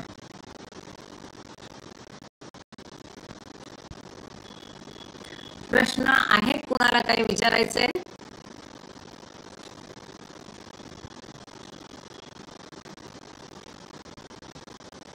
ठीक आहे, आपण असं करू, पुढे आम्ही वाचायला सुरुवात करतो. 2-3 छोटे पॅरेग्राफ आहे, ते कदाचित आपण कव्हर करू शकू. आणि एक महत्त्वाची घोषणा नंतर मी नेहमीच विसरते. महत्त्वाचं म्हणजे उद्या दसरा आहे, तर सगळ्यांना दसऱ्याच्या शुभेच्छा. आता दसरा म्हणजे काय वगैरे त्या खोलात नको जाऊया, की आपल्यातलं जे एव्हिल आहे, चांगल्याचा विजय हो, म्हणजे काय की आत्मानुवर्ती उत्क्रांतीच्या मार्गाला आपण लागो, अशा मी शुभेच्छा देते. आणि मेहरामाईंच्या भाषेमध्ये जे काही आयुध आपण वर्षभर वापरतो, त्यांचं हे थँक्स गिव्हिंग सारखं म्हणून त्यांचा आभार मानायची प्रोसिजर आहे, असं मेहरामाई म्हणायच्या. मग ते गाडीला फुल वाहणं असो काय असो, तर सगळ्यांना दसऱ्याच्या शुभेच्छा. दुसरं महत्त्वाचं म्हणजे आपण सध्या बाबांचे मूळ शब्द, सोमवार आपण खास मराठीसाठी राखीव ठेवला आहे, गुरुवार आपण इंग्लिश वाचून हिंदीत सांगतो. इतरही बाबांची खूप सुंदर पुस्तकं आहेत जी बाबांच्या एखाद्या विशिष्ट कार्याबद्दल आहे, बाबांच्या मंडळींबद्दल आहे. त्यातनंही खूप सुंदर गोष्टी आहेत. बाबांची दिनचर्या, बाबांचं घटना कळतात, त्या घटनेतून बरंच काही शिकायला मिळतं. त्याही पुस्तकांचं वाचन व्हावं अशी इच्छा खूप दिवसांपासून, म्हणजे एक विचार बाबा टाकत होते मनात, आणि समहाव मी त्याला बाजूला ढकलत होते. माझी लिमिटेड कपॅसिटी गृहीत धरता बऱ्याच गोष्टी करता. पण फायनली आता असं आपण ठरवतोय की मंगळवार आपण त्यासाठी डेडिकेट करू. मंगळवारी कुणाचंही काही लेक्चर नसतं, आणि या गोष्टी सगळ्यांनाच आवडतात. तर 5:30च्या ऐवजी मोस्टली आपण 6ची वेळ धरूया, ते आपण ठरवूया. तुमचा विचार नक्की मला माझ्या पर्सनल नंबरवर हो नाही काहीतरी सांगा, कारण तुमच्याशिवाय हे होणार नाही. पण ती पुस्तकं खूप सुंदर आहेत. मग ते न्यू लाईफ असेल, ब्ल्यू बस टूर असेल, त्याच्याबद्दल फार कमी माहिती आहे लोकांना. पादरी काकांच्याबद्दल असेल, मनी माइंडचं जॉयस पाथ आहे, मेहर आहे, गुलमाईनबद्दलचं पुस्तक आहे, खुर्शीद, अनेक पुस्तकं, येरेच काकांची किश्ती तरी आहे, बिल्ली पेजने लिहिलेली सुंदर सुंदर छोट्या पुस्तकांची मालिका आहे. तर तुम्ही मला माझ्या पर्सनल नंबरवर सांगा आणि तुम्हाला जॉईन करायला लागेल, इतरांनाही जॉईन करायला सांगायला लागेल, कारण ते गोष्टीरूप आहे. तिथे आपण मोस्टली पुस्तकाची पानं ग्रुपवर टाकणार नाही, कारण ते आणखीन एक काम वाटतो थोडंसं. आणि त्यामध्ये पालव्यांच्याच भरोशावर हे आपण सुरू करतोय. त्यांचं तिन्ही भाषांवर कमांड आहे, आवाज चांगला आहे, वाचन चांगलं आहे. तेव्हा कारण माझा घसा आणि त्याचं लिमिटेशन, सोमवारचं हे लेक्चर, गुरुवारचं लेक्चरमध्ये वेळ नाही आणि इमिजिएटली मंगळवारी म्हणजे तयार झाले ते, त्यांच्या भरोशावर हे आपण सुरू करतोय की मंगळवारी आपण बाबांचं गोष्टीरूप जी पुस्तकं आहेत, गोष्टीरूप म्हणजे त्यातही हा तत्वाचा भाग येणारच आहे ओघाने, पण अत्यंत मौलिक खूप सुंदर पुस्तकं आहेत. बरीचशी पुस्तकं अवेलेबल नाहीत, असली तरी खूप महाग असतात. Everyone cannot afford it. तिथपर्यंत बरेच लोक अंतर्भागातले पोहोचूही शकत नाही. तर ते वाचावं असा मानस आहे. तर तुम्ही जरूर सांगा, तुमच्या पाठबळाशिवाय ते शक्य नाही. तर ते कधी सुरू करायचं काय ते आपण सांगूच या. मोस्टली हे ठरलंय की मंगळवार घेऊ आपण, पण आता हे नाही, हे दोन्ही चालू असतात, हा पण तेव्हाच रे. तर मोस्टली आपण नोव्हेंबरपासून ते सुरू करूया, हे एक सांगायचं होतं. तर त्याच्याबद्दल कुणाला काही सांगायचं तर सांगा. 2-4 पुस्तकांची नावं सांगितली होती, पण सगळ्यांचं मत पडलं की हे ऑक्टोबर महिना आहे, इच्छा झाली की न्यू लाईफवरचे कल्चुरीनी एक पुस्तक आहे, त्यापासून सुरुवात करू असा एक विचार आहे. जय बाबा, बोला काजी भाऊ.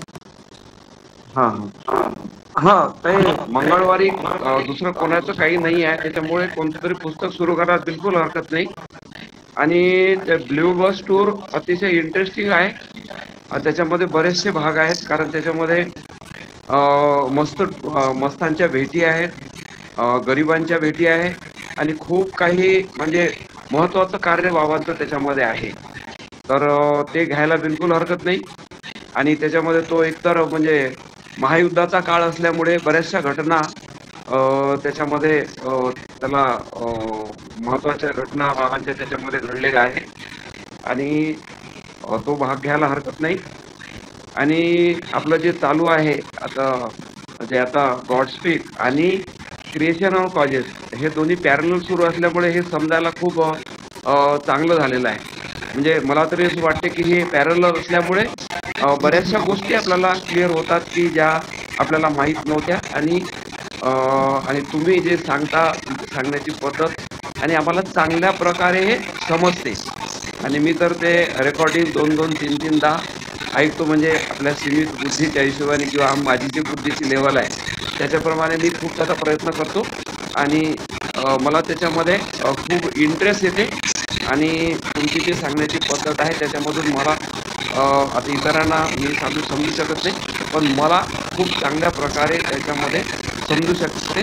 आणि तुम्ही कधी कधी कन्क्लूड करायला सांगता, पण ऐन वेळेवर ते सगळं करता येत नाही, पण समजते. पण कधी कधी असं आपण त्याच्याबद्दल तेव्हा बोलू शकत नाही. परंतु हे समजल्यामुळे जेव्हा आपल्याला कोणाला सांगायचं असेल तेव्हा मात्र ते चांगल्या पद्धतीने आपण सांगू शकतो. जरी तेव्हाच्या तेव्हा जरी सांगू शकत नसलो तरी आपल्या केंद्रामध्ये जर आपल्याला सांगायची वेळ आली, वार्ता करायची वेळ आली तर ते चांगल्या पद्धतीने आणि विस्तारित पद्धतीने आपण ते सांगू शकतो. हा या तुमच्या लेक्चरचा आम्हाला अतिशय चांगला फायदा आहे. आणि मी पुन्हा सर्वांना निमंत्रण करतो अमरावतीच्या कार्यक्रमाकरता. सर्वांनी या आणि खूप चांगला कार्यक्रम होईल. तसा अतिशय चांगला, जेवढा चांगला कार्यक्रम होईल त्या पद्धतीने आमचा प्रयत्न आहे. बाबा आम्हाला मदत करत आहेत आणि ही बाबाच हा कार्यक्रम सगळा करून घेत आहे. आणि विदर्भामध्ये विशेषतः महाराष्ट्रामधून विदर्भामध्ये हा कार्यक्रम होत असताना एवढा चांगला कार्यक्रम होईल किंवा तो होऊ शकेल आणि बाबा त्याच्यासाठी मदत करत आहे याचा आम्हाला वेळोवेळी अनुभव येत आहे. तर सर्वांनी या कार्यक्रमाला या. आणि तुम्हाला पालवताईंना विनंती करतो की तुमचं ते संस्काराचं गाठोडं तुम्हाला अमरावतीमध्ये इथं सोडायचं आहे आणि त्याच्याकरता तुम्हाला पण स्पेशल माझ्यातर्फे निमंत्रण. अवतार मेहर बाबा. थँक्यू. काजे भाऊ, तुम्ही आम्हाला एक प्रकारे, आम्ही शेवटी मातीची माणसं आहोत, प्रोत्साहन देता, हे परत परत ऐकता, हे फार चांगलं आहे आणि त्यासाठी खरंच आभार. कारण तो हेतू आहे, एकदा ऐकून नाही आपण एवढं कष्ट घेऊन हे सगळं करतोय रे, आपण नाही, बाबा करवतात आणि हे अगदी खरं आहे. हे इतकं सुंदर रीतीने बाबांनी घडवून आणलं की दोन्ही पुस्तक, तर ते टॉपिक म्हणजे कधी कधी मला अगदी नवल वाटतं. आम्ही जे काही अनुभवतो त्यातनं ते सांगूही नाही शकत, पण बाबा प्रत्यांतर देतात की ते सतत सोबत आहेत, तेच करता करवता आहेत. आपण मागे हटण्याचा प्रश्नच येत नाही, ते मार्ग दाखवतात. काय एक एक अनुभव येतात, आता काय सांगायचं तुम्हाला. पण हे अगदी खरं आहे की दोन्ही सायमल्टेनियसली पुस्तकं चालली आहेत, प्रकरणं चालली आहेत आणि त्यामुळे ते बाबाच करून घेतात, तेच करू जाणे, हे आपण करू नाही शकत. हे आणि म्हणून सगळ्यांनी म्हणजे हे बाबांचं कार्य आहे, बाबा आहेत तेच करून घेतात, म्हणून त्याला हे खरंच सांगितलं, फार छान सांगितलं, थँक्यू. आता दुसरी गोष्ट मी थोडक्यात हे करते, अमरावतीच्या ह्याच्यासाठीच आम्ही लगेच सुरू केलं नाही. सगळ्यांची डिमांड मॅक्झिमम आहे ती न्यू लाईफसाठी खूप डिमांड आली आहे. युजली आपण मेजॉरिटीवर ठरवतो. आम्हा दोघांनाही ब्ल्यू बस टूर हवंय घ्यायला, तुम्ही सांगितलं तसं त्याचं महत्त्व वेगळंच आहे. बघूया, आपण सगळ्यांचं मत घेऊ. काही हरकत नाही, कारण हे नवजीवन सुद्धा फार महत्वाचं पुस्तक आहे.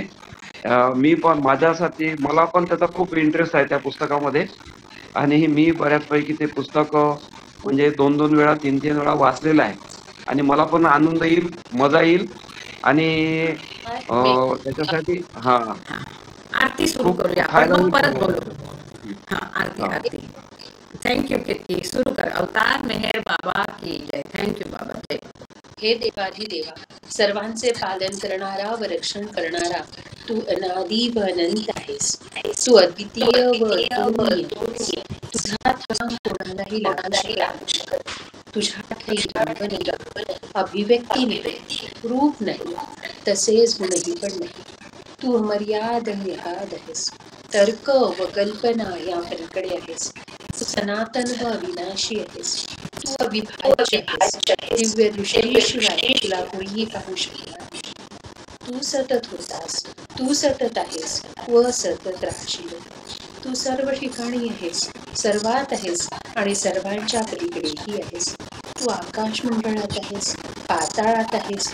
तू व्यक्त व अव्यक्तही आहेस. तू सर्व भूमिका आणि सर्व भूमिकांच्या पलीकडेही आहेस. तू तीनही भुवनात आहेस व त्रिभुवना पलीकडेही आहेस. तू अगोचर असून स्वतंत्र आहेस.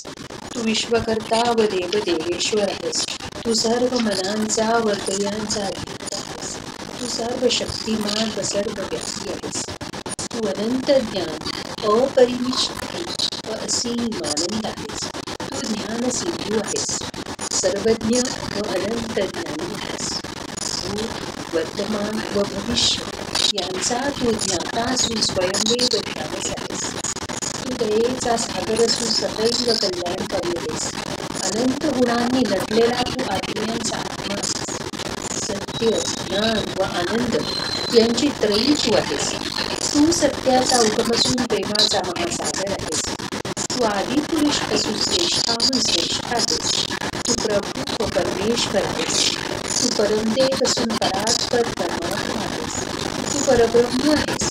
तू अल्लाह, इलाही, यशदाम, औरमज व प्रियतम परमेश्वर आहेस. तुझे नाव एजल अर्थात एकमेव तुझे. हे दयासागर देवाजी, आमच्या हातून आणलेल्या सर्व पापांबद्दल आम्हाला पश्चाताप होतो. असत्य, अन्याय, अमंगल अशा प्रत्येक विचाराबद्दल, बोलू नये अशा बोलल्या गेलेल्या प्रत्येक शब्दाबद्दल व करू नये अशा केलेल्या प्रत्येक कृतीबद्दल आम्हाला पश्चाताप होतो. स्वार्थाने प्रेरित अशा प्रत्येक कृत्याबद्दल, शब्दाबद्दल व विचारांबद्दल, तसेच द्वेषमूलक असे प्रत्येक कृत्य, शब्द व विचार यांच्याही बद्दल आम्हाला पश्चाताप होत आहे. विशेषतः प्रत्येक कामुक विचाराबद्दल व कामुक कृत्याबद्दल आम्हाला पश्चाताप होत आहे. तसेच खोटेपणाबद्दल, सर्व प्रकारच्या ढोंगांबद्दल आणि देवनेही पूर्ण न करू शकलेल्या प्रत्येक वचनाबद्दल लोकांच्या अनुपस्थितीत त्यांची निंदा करण्याबद्दल व त्यांचे दोष दाखविण्याबद्दल आम्ही पश्चाताप होत आहे. विशेषतः दुसऱ्यांची हानी करणाऱ्या प्रत्येक कृत्याबद्दल, दुसऱ्यांना दुःख देणाऱ्या प्रत्येक शब्दाबद्दल आणि कृतीबद्दल आणि दुसऱ्यांना दुःख व्हावे अशा प्रत्येक इच्छेबद्दल आपल्याला पश्चाताप. हे प्रभुराज, आमच्यावर अपार दया करून आम्ही केलेल्या या सर्व पापांबद्दल आम्हाला क्षमा कर. तसेच तुझ्या इच्छेप्रमाणे विचार करण्याच्या, बोलण्याच्या आणि वागण्याच्या बाबतीत आमच्या हातून सतत ज्या चुका झाल्या त्यांच्याबद्दलही आम्हाला क्षमा कर. हे प्रियतम परमेश्वरा, तुझ्यावर अधिकाधिक प्रेम करण्यासाठी आम्हा सर्वांना तू साध्य कर. अधिक, आणखी अधिक आणि त्याहूनही अधिक प्रेम इतके की तुझ्याशी एकरूप होण्यास आम्ही पात्र व्हावे व तुझ्यावरील आमचे प्रेम प्रसिद्ध व्हावे यासाठीही आम्हास तू मदत कर. आणि प्रियतम बाबांचा नाम अगदी अखेरच्या क्षणापर्यंत हाती भक्तीत राहावा यासाठीही आम्हास तू मदत कर. अवतार मेहर बाबा की जय.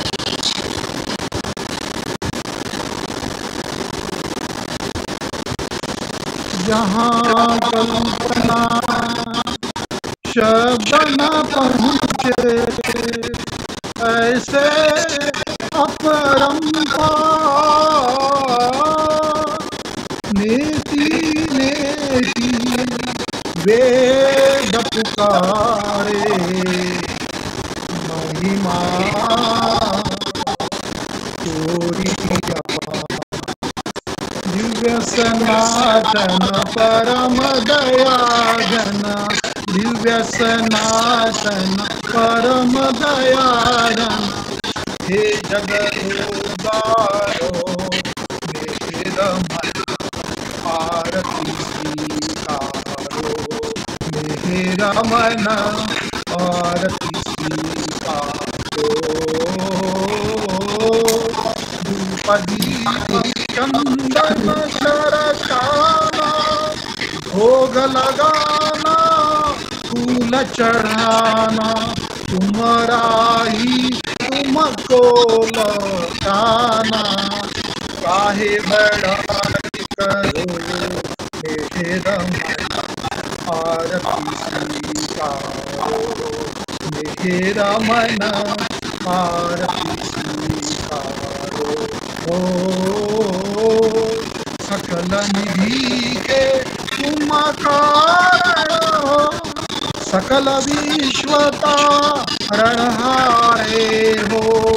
तुम समोर नहीं तुम ही हो, हे सत अवतारो मेरा मन आरती स्वीकारो, मेरा मन आरती स्वीकारो. सकल चराचर तुम्हारी माया, माया भी तो तुम्हारी छाया. तुम्हारा अंत न कोई पाया, तुम हो अनंत खरो मेरा मन आरती स्वीकारो, मेरा मन आरती स्वीकारो. अपने को जब जो नहीं जाने, महिमा तुम्हारी क्या पहचाने. जो कुछ भी कहते अनजाने, गुण गाते तुम्हारो मेरा मन आरती स्वीकारो, मेरा मन आरती स्वीकारो.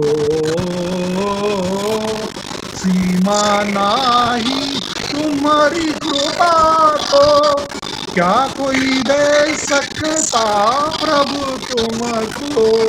भीख तुम्ही दो प्रेमी जनों को, नित्य तुम्हें सुमरो मेरा मन आरती स्वीकारो, मेरा मन आरती स्वीकारो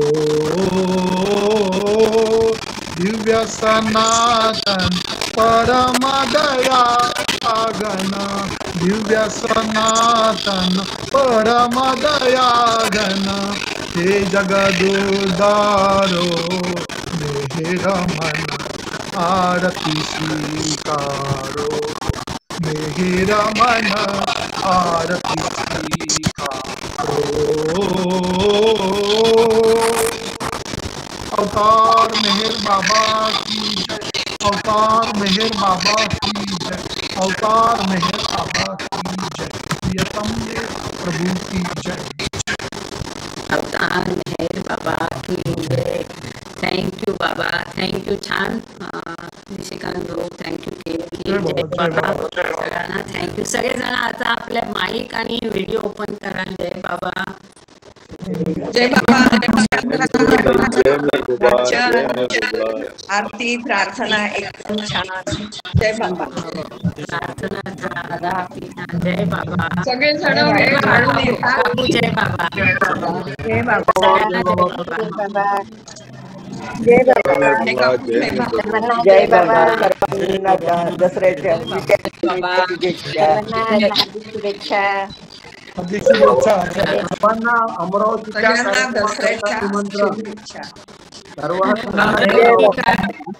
अमरावती कार्यक्रमाला शुभेच्छा.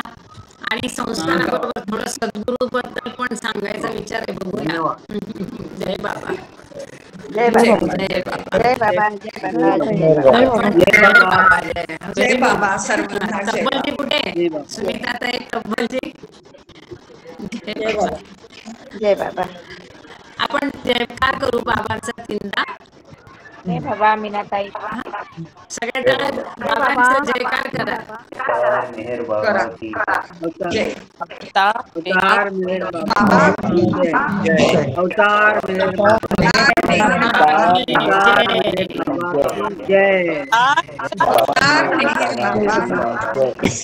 जय जय बाबा. जय बाबा.